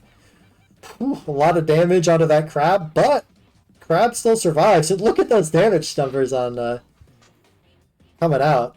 Not going to be enough to KO something that switches in. It's not looking good for Ket here. Yeah. But the juggle, the only saving grace is that the juggle can't come out twice. Yeah. Yeah, that's why I think... Sort of locked. Dino's sort of locked into this position here. I don't see it being anything else other than Goliath, but that shield can come out, ruin his day. Yeah, I think, honestly, if the shield comes out and the attack goes into the shield, I think that's one way that Ket can get back into this game. Yeah, I think Dino sees it, though, goes into the Noizard. No? Oh. Settles on the Goliath. Okay, does go for the switch, though. And unfortunate for Ket, just outside of High Spirits range. So not getting the damage boost. But still going to be able to threaten a decent amount of damage here. Yeah, going for that super commit. I don't know, it's not going to be enough to knock out here. And with one Nettle, it's enough for Desperate Force to get the knockout. And I think, unfortunately, there's no Noizard switch in to save it because Noizard's already in. So I think Dino's been able to maneuver a situation where this Hopera can't escape, and there you go, it's 0.2 to Dino. Dino making some great adjustments from the first game. Obviously, the first game, really tough. It's 0-2 right now in favor of Dino. This is not looking great for Ket. You know, I have to say... Rather than what happened in the first game, this game seemed very fast-paced. Yeah. Yeah, definitely. Obviously, we saw a couple of dozes from Skull Copy, but besides that, we've seen Crab switch in a couple of times and just be able to threaten big damage. That being said, the one thing that's going for Ket here is because Dino has been playing more aggressive because he's ahead so much, there is a lot of space on that bench that is just not being covered right now. And Gremler hit with the Raw Fury. There could still be more space on that bench yet. Ket still has a lot of tools to survive here, and Dino kind of has to live with, you know, there not being as much. The provoke coming out for the Desperate Force, hitting, that's good. Yeah, I was about to say, we are going to see a rally come out here, for sure. But yeah, absolutely. The rally is going to be set up. Oh, and that's... It kills everything on the field if they set rally. If Ket says rally, this could very easily go back in Ket's favor. Yeah. Because the Crab... Very easily. The Crab cannot survive a switch in here if rally gets set up. Yeah. And no rounding errors here to save Dino.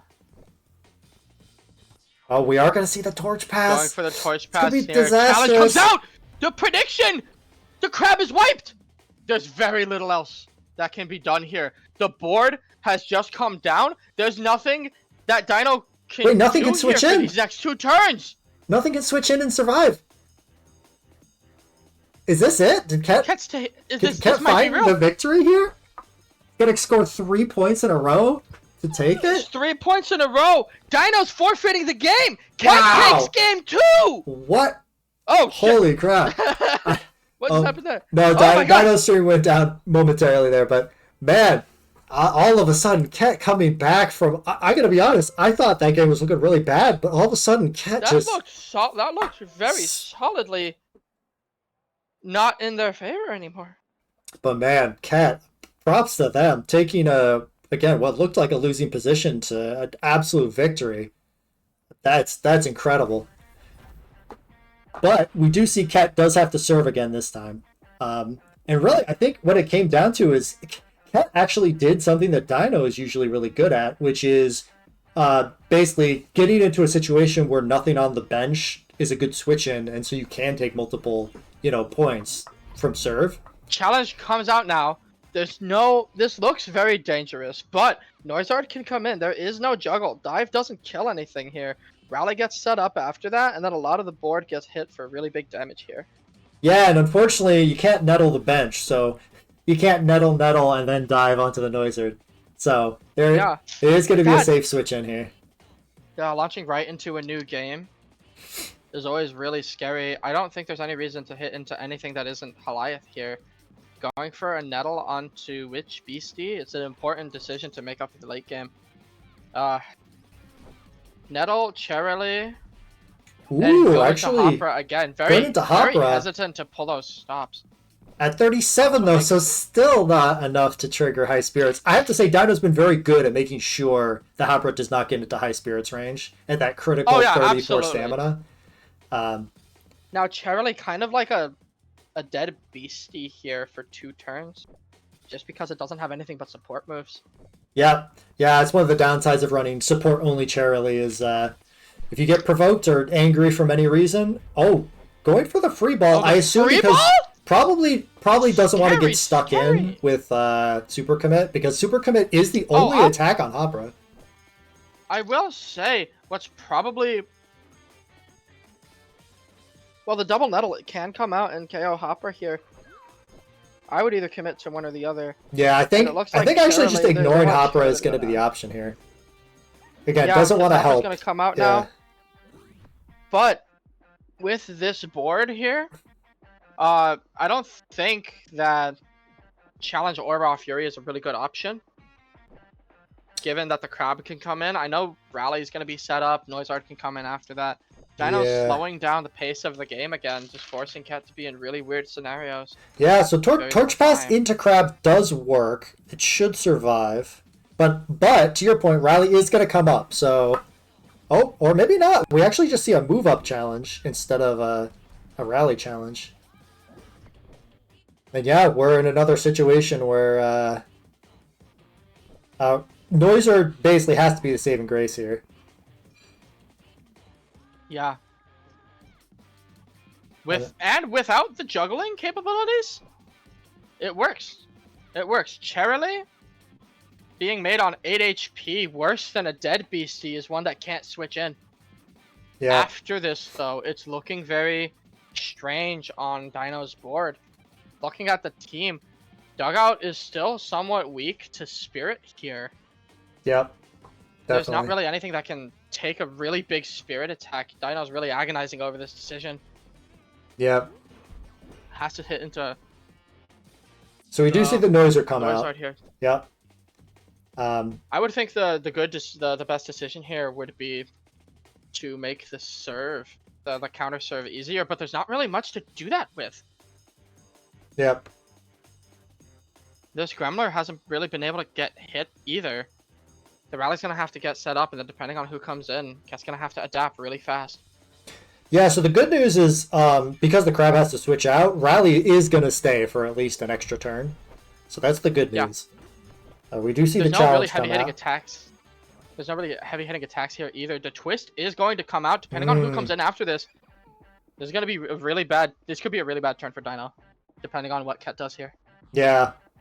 Yeah, it's really interesting because if we see the Circus switch in for Noizard, then there's kind of still this front row threat that makes it hard for Skullcopy to switch out.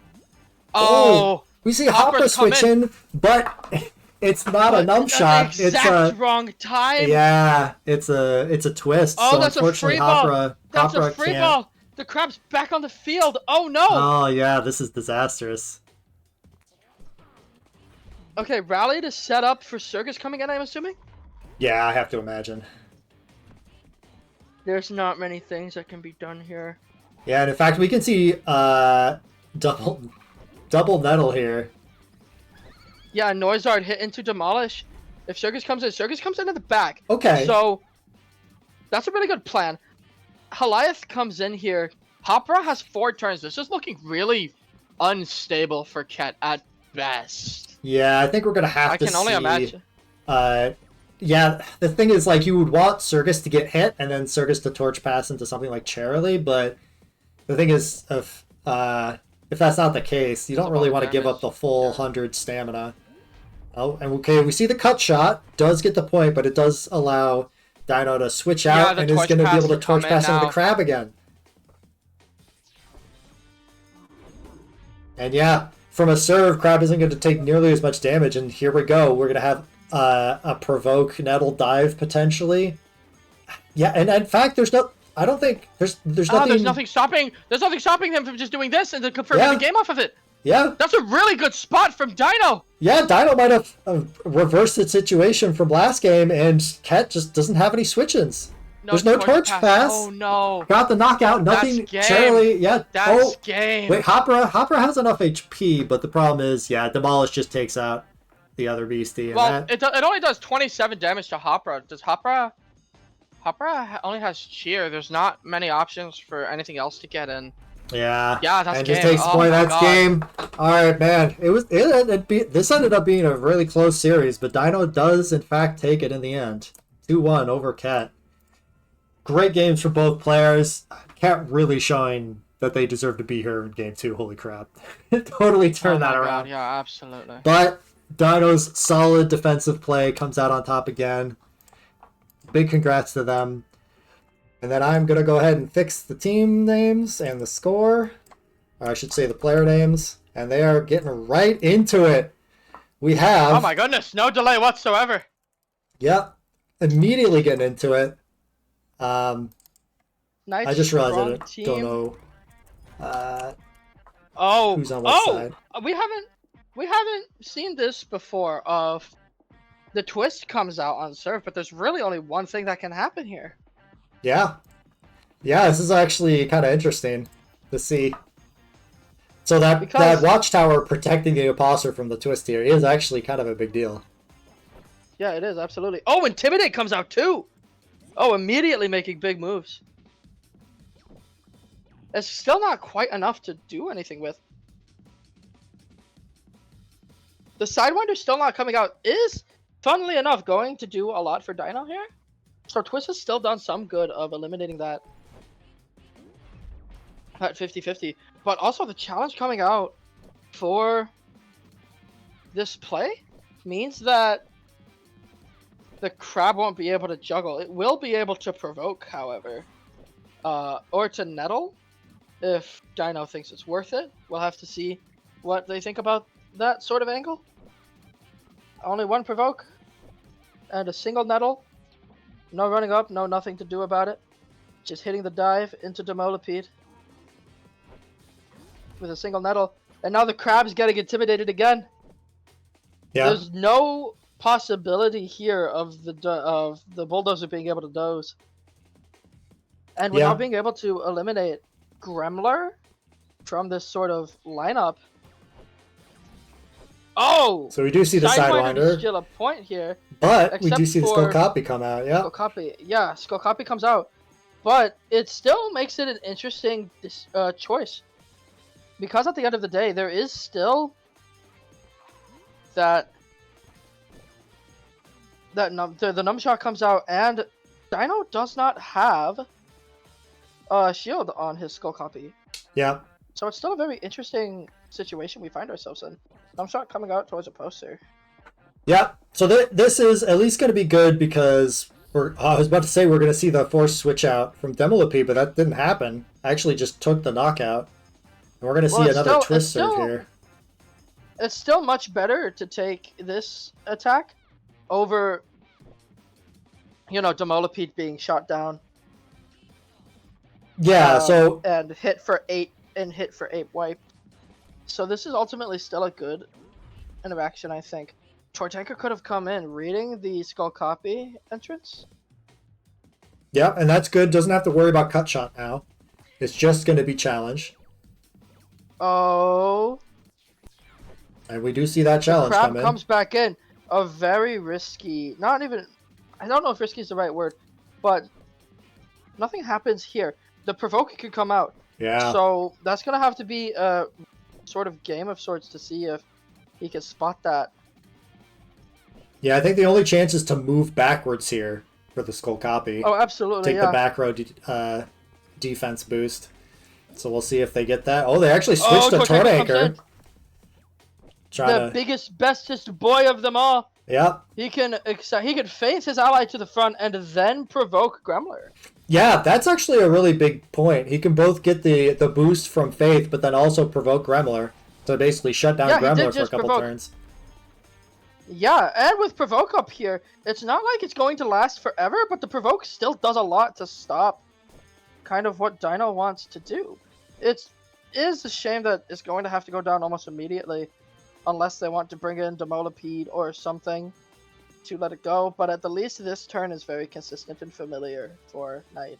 Yeah, I think it's worth probably switching here, just because you're not going to... Oh, I was about to say you won't take that much damage, but yeah, Skullcabe taking 65 there. But now it's threatening a cut shot, and the Scaldra is still boosted, so both of them are decent threats here. So I think it depends on... What I think is going to happen is I think the crab's coming in, yeah. Yeah, so what's the best option? Something. Is it just a cut shot to get the point, or try to hit crab? Probably not hit crab unless you can knock it out, right?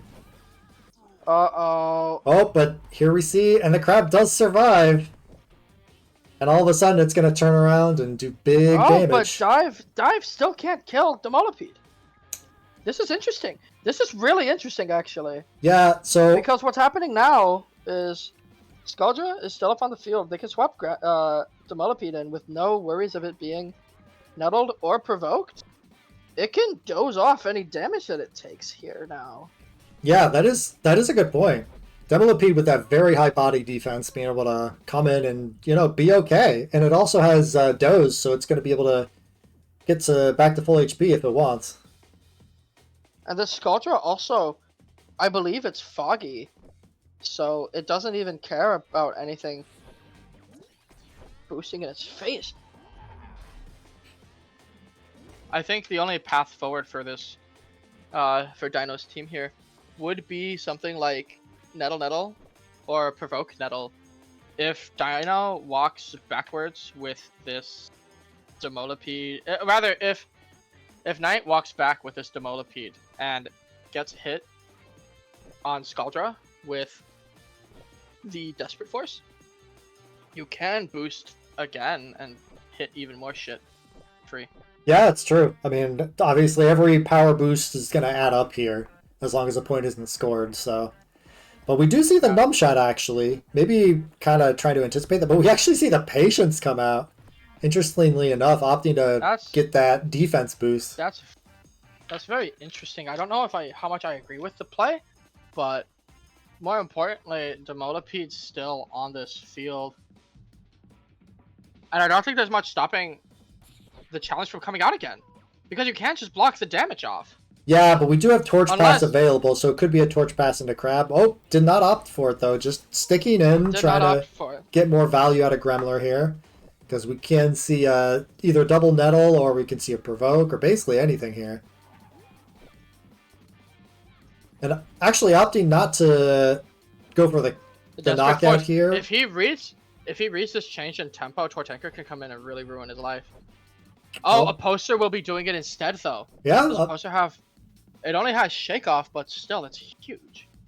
Yeah, I mean, even just Shake Off, Pass, Challenge, keeps the momentum going at least. But again, I'm worried about that Torch Pass into Crab, and that's exactly what we see. And unfortunately, Demolipede is not going to be able to protect this Imposter from this dive. I think we're just going to have to take the point. Yeah, let Demolipede go down. This is the best time to let it take anything other than a Nettle, but even then now, right? Yeah. Yeah, just keep. Ah, but then nothing takes to serve, I don't think. Oh no! This is the worst outcome. Oh, moves Demolipede back and then has double wiped Beasties on the field here. That's a guaranteed loss. That's a guaranteed loss. That's a guaranteed loss. Yeah. GG's. That's a good game, man. Dino, absolute relentless pressure. I have to say, I've seen other closers on Dino's teams before. Like, I've seen Castlead as a closer. I've seen Yameth as a closer. You know, beasties that can switch in and, like, threaten one big attack, especially once the enemy's kind of been whittled down. The crab is probably Gremler's best offensive partner. Yeah, I think what does it is Agile is actually a really good trait when you have Nettle as your partner. So when Gremler's on the field and Yeah. you have the Nettle to threaten, you're basically getting a plus 40 damage boost if you need it. Especially to deal also with Provoke, you know, to deal shields and stuff like that. Yeah. There isn't really a plan in place for something like, say, Diablo Ceres. But at the Yeah. same time, I don't think there needs to be. Yeah, that would be like, really for interesting. example, right now, there's nothing stopping the crab. There's nothing stopping the crab coming in. Yeah. Yeah, Dino sees it too. Dino sees it too. But the good news But is... the Provoke coming out, yeah, this might be part of the plan. Yeah, Provoke is at least a good way of making sure there's not any extra value. Oh, and the crab you see has the to hit double his stuff, juggle too. for the... Or at least one juggle. I don't remember. I didn't see if he clicked it twice or not, but the definitely saw the Quake damage there. Now the question is... Knight has made some beautiful adjustments already. Wait a second. Yeah. Yeah, I think that was really smart, definitely. Again, Gremler's a problem, so, you know, provoking it, making sure it can't do anything, which is pretty nice. The Quake to deal with the juggle is also nice, but, again, I'm not sure the Scaldra... Well, actually, with a Faith boost, Scaldra should be able to threaten this crab, so at least force the switch out here. And yep, we're going to see the challenge into the dugout, doing 63, pretty good. And now this Tor Tanker is already doing so much more work than it used to. I'm noticing that a lot of Dino's prep is just revolved around keeping this Tor Tanker from disrupting his own game plan. Really easy to do with Gremler on the field. Yeah, we're starting to see the provoke wars between the two of them. Of just, you know, got provoked on Tordanker, so Tordanker can't provoke back this turn, but then next offensive turn, Tordanker is going to be able to provoke Gremler, and it's going to go back and forth. But yeah, interesting choice, actually. Oh! So, yeah, we see the crab cut back in. It's also that Sculptor doesn't care about the boosts as much as others do. So it's just a choice with Dino of who he wants to attack here. It's looking like it's going to be the Scaldra. I don't know if anything can take that. Unfortunately, First Provoke point shutting goes to Dino. down the defensive options there and securing the knockout.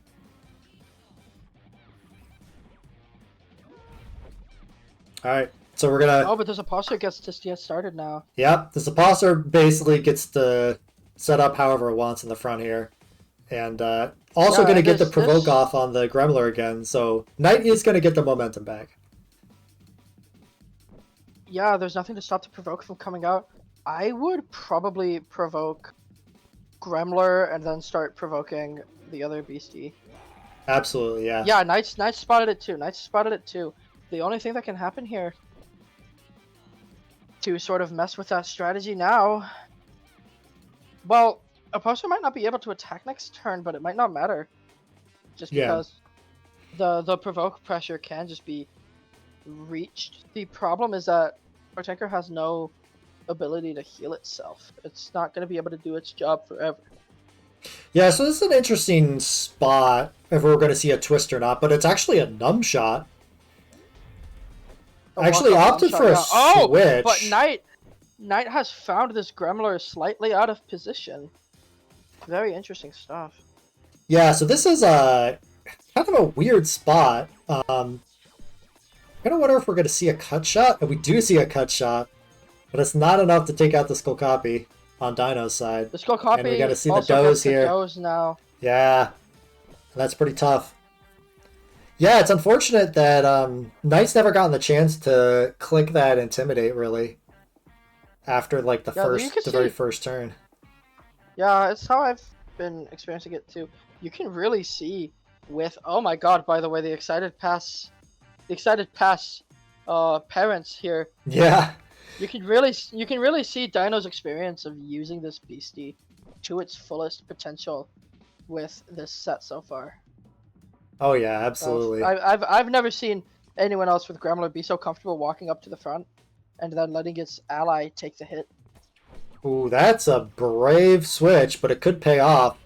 Gremler actually switching into Crab, basically relied on the fact that Knight's gonna go for the open slot, and all of a sudden it might not. It might not, because Demolipede can't switch in here. This is a really weird field for both players. Dugout is about to come up off of the field though, so. Yeah, Dino finding a way to stall long enough for Dugout to come back. I think still. Oh, tries to go for the no shield, switch. but... Oh, but they get the free ball. They got the free ball. Tortanker can come back online now. Oh, that's true. Yeah, we could see a Tort Anchor switch. Oh, but it's a Developede. Oh, but it's okay. instead. Taking the guaranteed point. I feel it. I feel it. Yeah. This is probably the best part for... probably the best point for Developede to come back onto the field. Yeah, so the question... actually, this is a weird spot because there's only sideways moves. Although it does get the knockout onto Skull Copy there. Sidewinder, there's nothing stopping this crap from coming in again. Yeah. But this time it has juggle. But this time it has juggle. Yeah, I mean, double juggle does threaten... Well, thankfully, Developede is still at full stamina, so we're not going to see a knockout here necessarily. You would have to provoke Developede to keep it from dozing. I'm pretty sure Dino sees it too. There's no way he doesn't, right? Yeah, I'm expecting a provoke on somebody here. Yeah, fumbling with some of There we go. Fumbling with a bit of the controller there. Hitting into that slot is a little insane. Yeah. Regardless of what is or isn't insane now, though, Dino has a choice to make. Yeah, I mean, I think serve is sort of confirmed off of this turn. Yeah. Tortanker needs to come back in soon. I was going to say, I think Tort Anchor needs to come back in now. But yeah, I agree. It's going to be tough for that to happen. There's an end game here. There's an end game here. If you nettle Developede, there's nothing you can do now. Yeah. And since you've nettled the opposer, yeah. Oh yeah, that's game. Kills the opposer. Oh man, that was a great checkmate scenario. Dino set it up there. Yeah. Dino's strong points of being a really patient player, finding those weird checkmate scenarios. You see it in full display in this set. Good games to both players. I believe that's the set, right? Yeah, I forgot to update after the first game, but yeah, that does mean Dino took it 2-0. Congrats to Dino, showing why he's here. Oh, they just started. They ain't waiting for me. They're ready to go. They didn't even wait. Let's go. Who gives a shit? All right. Screw you, Saturos. We got a ball with the beast. Let's get it. All right. On serve. This is going to be a very difficult spot because I think the crab can just come in really safely right now. Depending on what happens here, it does look like challenge is going to be the best serving option here. Yeah, most likely. With that Yameth as well, there's a lot of dangerous stuff on the field here. If that Cherilly comes in place of Goliath, it could cause a little bit of trouble for Dino. It just depends on what slot he decides to go into here. Yeah. And plus, with that heavy attack coming out, Dive is doing a lot more than I thought it would. Either kill is realistic here if you double. Yeah, so double nettle is a threat with Dive, for sure. We actually see, going for the provoke here to get rid of the patience, to make sure this crab maintains its damage, and actually choosing to nettle the Yameth instead. Too angry to patience, but it does mean Heliath does live here. Now, the real thing to look out for here is Yameth, because Yameth can just come in and do some really big damage here. Voice crack. Yeah, no. The problem is going to be that Goliath is almost certainly eating that next nettle and is going to be down for 8 turns. That Avenger is not going to be seeing the field. Yeah, but we see the Faith and the Rally doing big damage to the dugout switching in. Now, it depends next on where they hit, because again, with that burnout coming out, there's no real damage on the field for if Aria needs to hit that the damn what's its face that I'm forgetting, the crab again. Yeah. Yes, thank you. Yeah, and unfortunately, again, not having access to coming out. Yeah, got the Desperate Force coming in to Yameth. We see the Cruzada switching. This is actually a good choice because having a sideways move on the field means there's no free torch pass into Crab here. And if it is a torch pass into Crab, well, it's going to be a point for Aria. So we'll see what they decide to do, but that's kind of what I'm thinking we're going to see here. It's not... Yeah, if you torch pass into Crab, there's still ways that you can play around that, but Dino can't really do any of them. He's got to go for this really wild play here, and it looks like the challenge is coming out. That is not the greatest thing for Aria here. It is another 50-50. Dino, the king of these recently, set up a really hard situation to play in and just force them to stay. Yeah, so Aria deciding to not take the I won't say free point, but easier point, and instead just trying to continue to do damage and power through. But again, this crab is gonna hit back pretty hard. Again, threatening the double nettle, just threatening to provoke and then just straight knock out some of these. So it is. The good news is at least Surgus can switch in okay because Rally's up, and obviously Charlie's still healthy, but it's kind of a guess as to who's gonna switch out. Yeah, they guessed wrong. Yeah. The Grisada having to come in now. You can just get another. This is the horrible part about Dino's team, is that it's built around this core of Ziphosaur, Dugout, and Crabberay. With Gremlin being able to stand in, you have to be able to bulldoze down all of these beasties, and the defenses are just too high. The crab can keep hitting the field, doing whatever it wants to do, and there's no real sideways pressure to do much about it. Oh, but Heliath comes in. Heliath comes in. No rally on the field, so it has to spend a turn putting that up. Yeah, no, it's kind of a risky switch in, but kind of a nice reward of having two offensive beasties out here to threaten damage. Yep, and now Torch Pass coming in once more. Yeah, we are mostly likely going to see another Torch Pass. Again, it's going to be pretty hard to stop. I do honestly think Charlie is going to be the choice switch in here, because you need to be able to again threaten that front row. Yeah, you need to be able to hit that, and even then, oh no! Actually moves forward. Why the walk up? Oh, walk up maybe to guarantee that it kills? Yeah. Oh, I mean that's what I'm thinking. Force. Hold on, the Desperate Force means that he can't Torch Pass. Yeah, because it can be tired at least for 2 turns. I think it is. So at least that's a little bit of time. 2 turns is more than enough. Yeah. 2 turns is more than enough to get a foothold in this game. Yeah. If Charlie comes in. Yeah, I think Charlie's a great switch in here, and honestly, even Yemith really. Yeah, Yemith's an option. Because this is a low damage serve, which is the nice thing. And Rally's even still up, so you don't need to waste a turn using Rally if you don't want to. Yeah, it looks like Surgus can just walk up contest, do a lot here. I didn't see if the Charlie had faith or not, but if it does, this is looking fairly bad for... It does have faith. This is looking very bad for Dino all of a sudden. Yeah, walk up and then faith and then contest should be a guaranteed point. And in fact, I would probably go for it. So it's a matter of... Looks like... Oh yeah, going for it. And this will absolutely knock out the crab. So that was really interesting. Dino choosing to let the crab get knocked out instead. I'm wondering if it's specifically because he's just going to Torch Pass back into the crab. But I guess we'll find out. So the nettle can come out, kill Surgus here so long as there's 2 of them. Yeah. And Heliath is about to hit the field again. I don't know if Dino wants to risk that Heliath coming back. Yeah, this is an interesting situation because obviously this is threatening the final point for Dino, but there's a lot of options. No shot comes out. Yeah, and Yamith does come out relatively safely. I mean, still low stamina, but is going to be able to attack back. The Faith can come in. Yeah. Oh, the Burnout won't be able to do much. However, the Heliath can still come in and do a lot of work. But that Torch Pass is just going to be so brutal to play around. Yeah. The thing is, if Aria can't secure a knockout onto this dugout that's going to switch in, I feel like just taking the point is going to be preferred. And that's exactly what we see. We see the reach shot, taking the point, expecting the Skull Copy to switch out. And that's exactly what happens.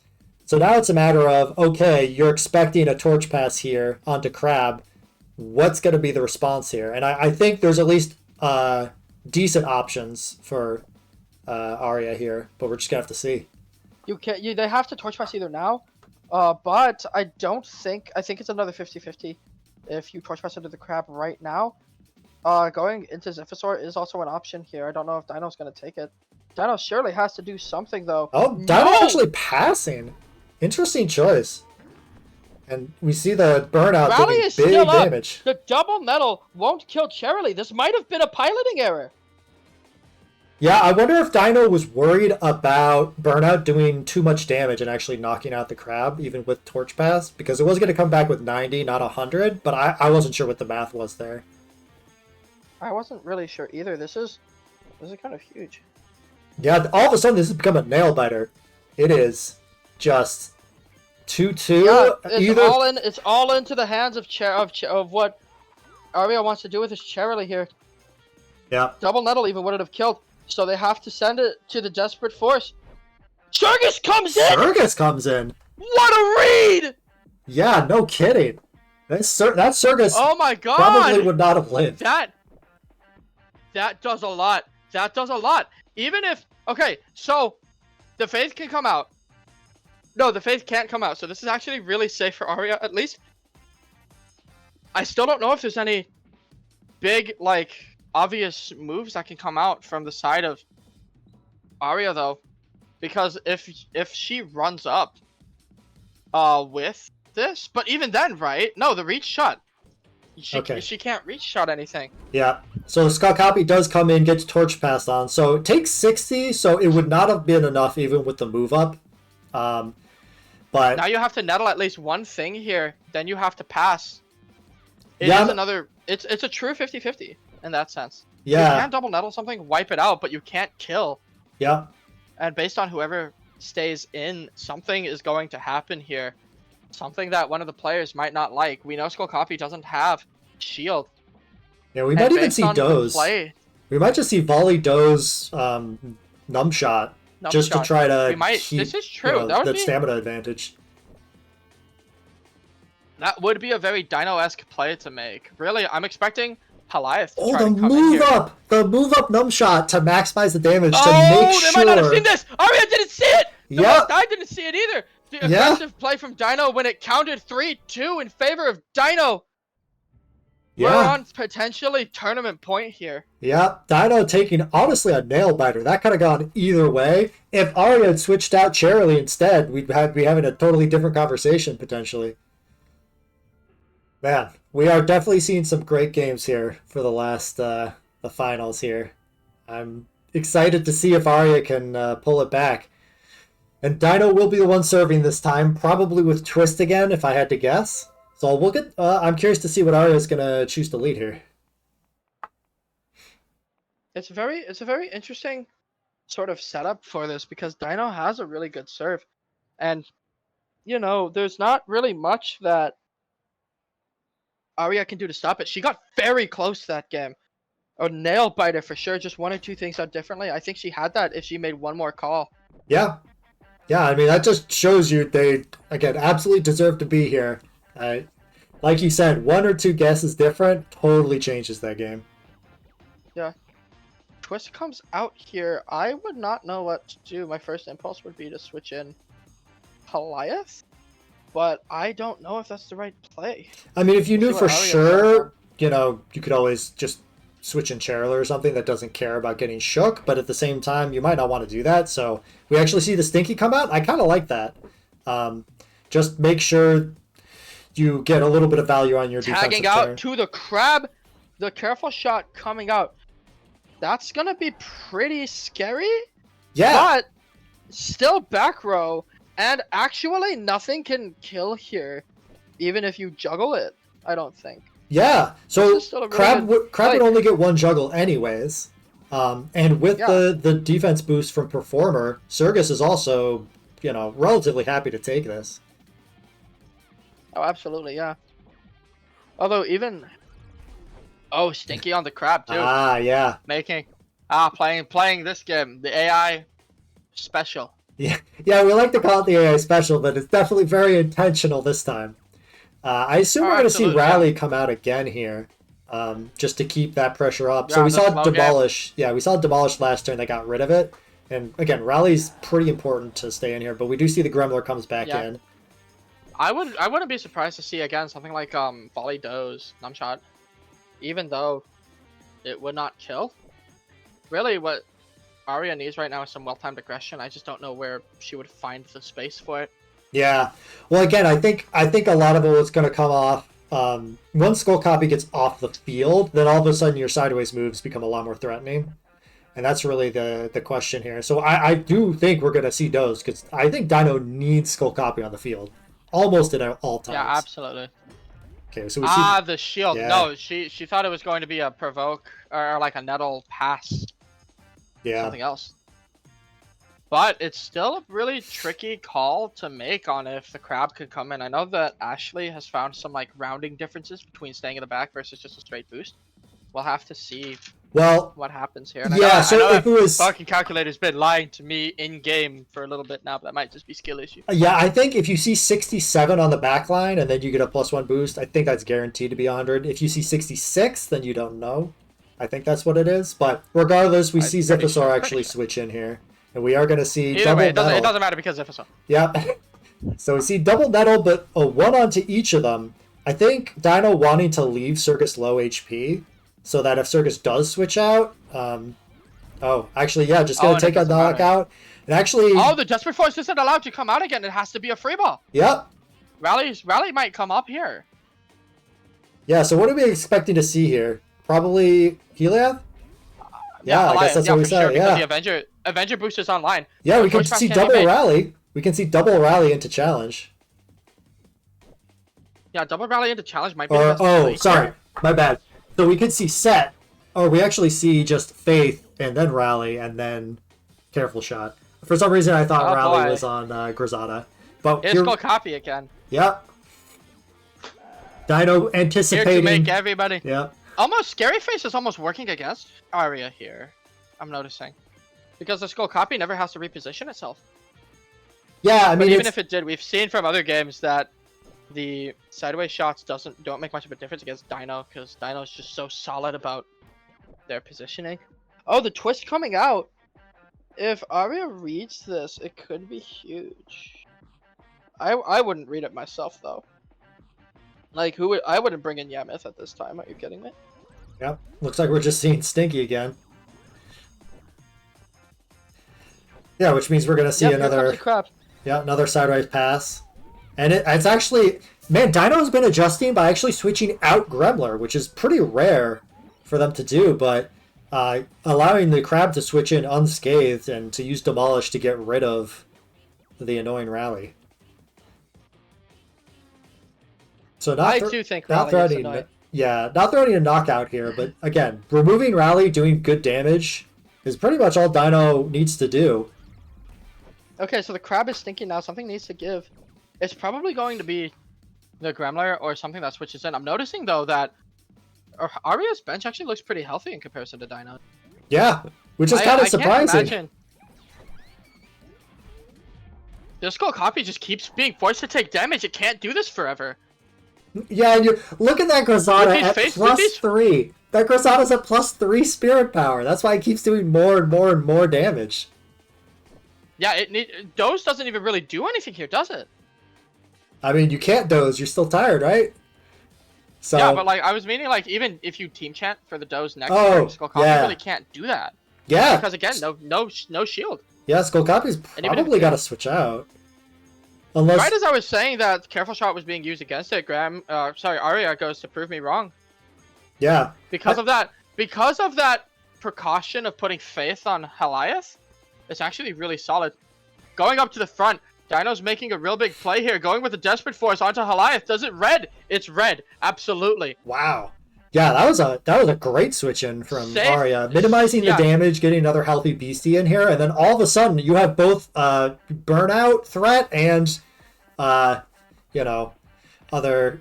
guess it's just pass set burnout if you want to maximize damage.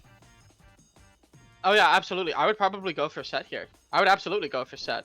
I just don't know who I would change into on Dino's side. He's certainly thinking about it 4 seconds left with no idea what to do on the clock. Yeah, it looks like the best idea is to go into Ziphosaur. Yeah. Going into the burnout, 1 torch pass is down, but only for 4 turns. This is huge. Rally's still up. Does burnout kill Skull Copy? I don't think not so. Quite, I think, but it's pretty close. Oh, it does! Oh, it does! Wow, that's huge! That means 2 points in a row here, and more importantly than getting obviously being up 2-1 in the score is huge. And Dino's actually reading this. Oh, this is. Oh my goodness. This is huge. Okay. Okay, that comes in. Dive has to be juggled to do it. Yeah, you can just juggle, dive, though, and what's stopping you? You don't need a partner for that. But, honestly, the problem is... juggle, dive. The problem now is that Cheerilee exists and can hit it. If Cheerilee comes in on the slot, Patience comes out. I forgot about that. Dino did completely evidently too. The proper play was to just sack Skull Copy the entire time. Heimdall comes in. He's gonna get the kill on the crab. There's nothing else that can happen on this field. The crab's going down. The next saving grace for Dino would be the dugout and the skull. Not the Skull, sorry. The Skull Copy that's still on the field can still respond to these careful shots.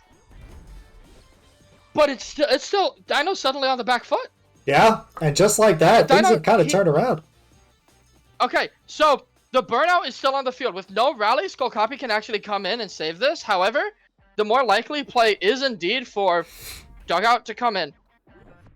There's a couple questions that need to be answered here of where do we think they're being targeted. The Nettle can put Heimdall into the death zone here. Probably going to Nettle both. Go for the Grisada is what I would do. Yeah. And Dino does the exact same thing. The Helios switching. Yeah. This might actually be really bad for Dino because that point going down means that Dino is stuck now serving. He cannot torch pass like he probably wants to do. That's a good point. Can come in and torch pass instead. Zephysaur can come in and torch pass instead. The problem is that once Cheerilee hits this field, and I think Cheerilee's going to hit the field. Yeah. It becomes a guess for game because Cheerilee also has faith. If you can predict where it's going, if you walk up to take the reach shot, well, we'll see. Graham brings in Cheerilee. This is a guess for game. This is one of those true 50. Well, there's not a true 50-50. There's still things you can do.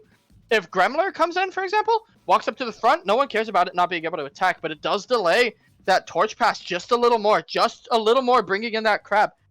If you pass in faith, everything I think on this field has a chance of dying. No, if Gremler walks up, it's fine, but the faith onto Helios will just mean that Dugout dies, has to make a decision. He's going for the swipe here. What happens now? What does Graham do? Oh, yeah, so we do see the reach shot. One more turn. And actually makes a good switch into Skull Copy. No attacks coming out, though. This is a perfect chance. Helios can just walk up onto the field, get another faith boost. This is really dangerous for Dino. Yeah, you make a good point. Like he cannot stop that faith boost from coming out. Yeah. The only thing that can confirm this game, funnily enough, is that Zephysaur, whose trait we all call useless, might actually come into use here. Yeah, just buy him one more guaranteed turn at the least. The problem is, again, that faith is coming out. If it with a boost, everything but Zephysaur dies here. There's nothing else for Dino to do. If Graham volleys and then faiths, that's a very optimal play. Rally, double rally into the dugout. Graham takes game 2! Aria striking back, taking back game 2. Sorry, Aria. My goat over here, by the way. And we get to see a game 3. I'm having flashbacks to Dino versus Cat earlier, but let's see if Aria can do what Cat could not. Carrying us for all the rally players, every rally player's eyes. Kim, Cat, me on a Friday. It's all coming together here. We're here in Heat Wave. I think I did that right. Yes. Yes. I gotta plug the tournament series. This is the last game, last match, finals of the Heat Wave tournament. Let's see who comes out on top. This strange lead from Aria. The juggle dive cannot be stopped, but it also means that Crabberay has taken a lot of damage already. There's nothing here to boost the Grisada unless it's Cheerilee that comes in. Part of that is making me think that Cheerilee might come in if Aria decides to stay with that strategy of putting that pressure on the Skull Copy, not letting it come in for free. Dive is still, it's being put onto the Grisada instead of Surgus. Cheerilee comes in, stops any of that nonsense from happening. What a read! Or rally and faith. That is an insane read. Because Surgus was going to get knocked out by that. But now all of a sudden, you're both threatening reach shot and a super powerful contest here with Rally. Yeah, really, though, Skull Copy covers both options, but not very well. Oh my god, foregoing any of that and just going straight into Ziphosaur. Yeah. This front row positioning, I really agree with this front row positioning too, because nothing else can come up and take it. Goliath or Grisada get to come in here for free. The only thing that happens here is a Desperate Force. The Numb Shot comes out, clears the boosts. But if Grisada comes in, if Yameth comes in, if Goliath comes in the Charity slot, one of which has to come in, there's a lot of options that Aria has access to. The best one being, oh my god! Wow! Goes for the block to get the easy receive, and now it doesn't even matter that Charity is wiped. Can still attack back. The only downside is not able to set up Rally or any other boosts, and yeah, now the Crab's able to come in. That plus 10. Yeah, the Crab's able to come in, probably using those resources far earlier than Dino wanted to, though. It is, again, fun fact, one of those true 50-50s of where Surgus is going to stay. Which spot is more likely to be covered? There can still be a lot of damage done here. That shield could do a lot of work to burn a lot of resources on the side of Dino, just to take out 2 beasties. Yeah, the problem is, I don't think block is going to be enough to survive here. And oh, absolutely not. Your partner is still wiped. So I think it has to be switch out for Charlie here. Yeah, the only way to guaranteed take out this Surgus is to provoke and put it in the right spot, but no. Okay, Cruzada comes in, ending Surgus's life, but that's fine. We have a wiped BC, we have a rally setter. I think we might. And even if none of those come in, Yameth is on the spot here. Yeah, honestly, both options are good switch-ins. And Surgus is absolutely fine with taking a minus. We're taking 3 turns to come back online. Yeah. The challenge comes out. No does on the side of Skull Copy. This is another adaptation we might be seeing. Yeah, and I think that's a big deal. Not be able to doze means Skull Copy can't just stick around forever and cover all those careful shots. Okay, so now we see that this is happening again, where even though Goliath is up there and still cannot make that progress that Aria would probably like, we're in that similar spot where she can rally, she can faith over to Grisada, and now the field's looking really dangerous for Dino. Yeah, it's amazing. We're not wanting Skull Copy to take that damage. Oh, Grappler comes up. Grappler comes up. These adaptations are insane from both sides. Yeah. A possible misclick from Dino though. Well, no, actually, it's fine. He did the calculations first. Of no, no doze on the side of Skull Copy. Maybe wants to stop that Stinky from coming out and really ruining his day. Right now, Goliath is in a very scary spot. Yeah, this is fascinating because, you know, Guess knew that Helath couldn't attack again because of the shook last time, or from the Twisted, and wanted to keep Skull Copy in, actually moving up Gremler to take the damage instead. But we're not even seeing a dose, we're just seeing a twist. Grisada comes in. There's no possible other damage sources for this BC to take. It does free up a lot of options here, and Ziphosaur is about to come back online. The route might be Dugout to Ziphosaur or to Crabberay and back. 92. But this line's still really weird to follow. Dino, I haven't seen his bench so low in a long time. Even Gremler's got some damage on him. Desperate Force is going to come out. It's just a question of which beastie gets hit. Yeah, and thankfully, most of Aria's bench is starting to come back after being wiped earlier. Charlie's coming up next turn, and Surgus is already back. So there's some options here. Hitting straight for the Grisada, it looks like, is what's going to happen.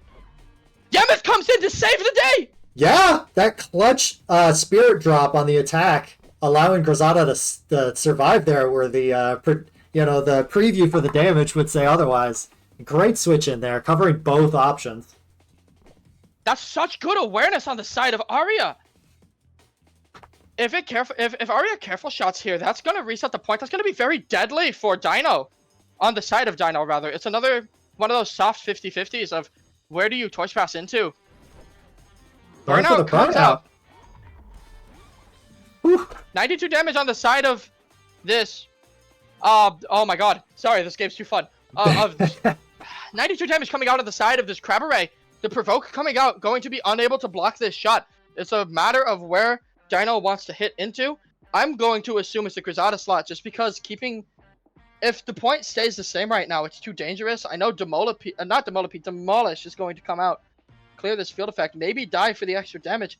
One of these two things has to happen, but first, Dino's going to seal the deal with that Nettle, sort of clear that beastie out. The patience comes out. This is the worst possible situation for Graham to find herself in, for Aria to find herself in. Yeah, being stuck with a wiped beastie on the field. I can't do anything except free ball. I mean, can volley and then move back, but that's about it. Yeah, the safest play would have been to go to Cherily and be able to have those reach shot overpower options. Wukong going to the side here, perhaps guaranteeing that Cherily will be allowed to come onto the field, either Cherily or Surgus, one of those two. Yeah, I think you're right. I think we're going to see a switch in of Cherily in the back, but the reason we see that stack up is to make sure whatever switch in doesn't take damage. Just to make sure the stack attack, as my sister calls it, is to make sure that one BC can at least get in. Yeah. It would be really scary. This would be a misplay to bring a BC into the front.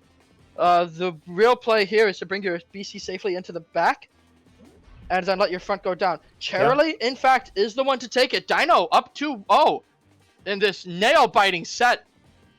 Yeah, and Dino is definitely in a commanding position here, but not out of the woods yet. We still have the low skull copy on the bench, and we still have 5 turns on that dugout. So really, Ziphosaur is the only guaranteed switch in here. Yeah, even now, that rally, that faith can come in. Really screw up Dino's day. This damage onto Ziphosaur is not at all insignificant either. What I'm thinking is that Dino's done the calcs and that they're setting up for Nettle kill here. But the only thing that dies here to a Nettle is Cherily. I think they... I didn't see the damage count. It's really close. It's really close. It's 24. Yeah, you're 24. right. You're right. So only Cherily's 22 on the side of Halive. If ever there was the time to make one of these risky plays, it would probably be now.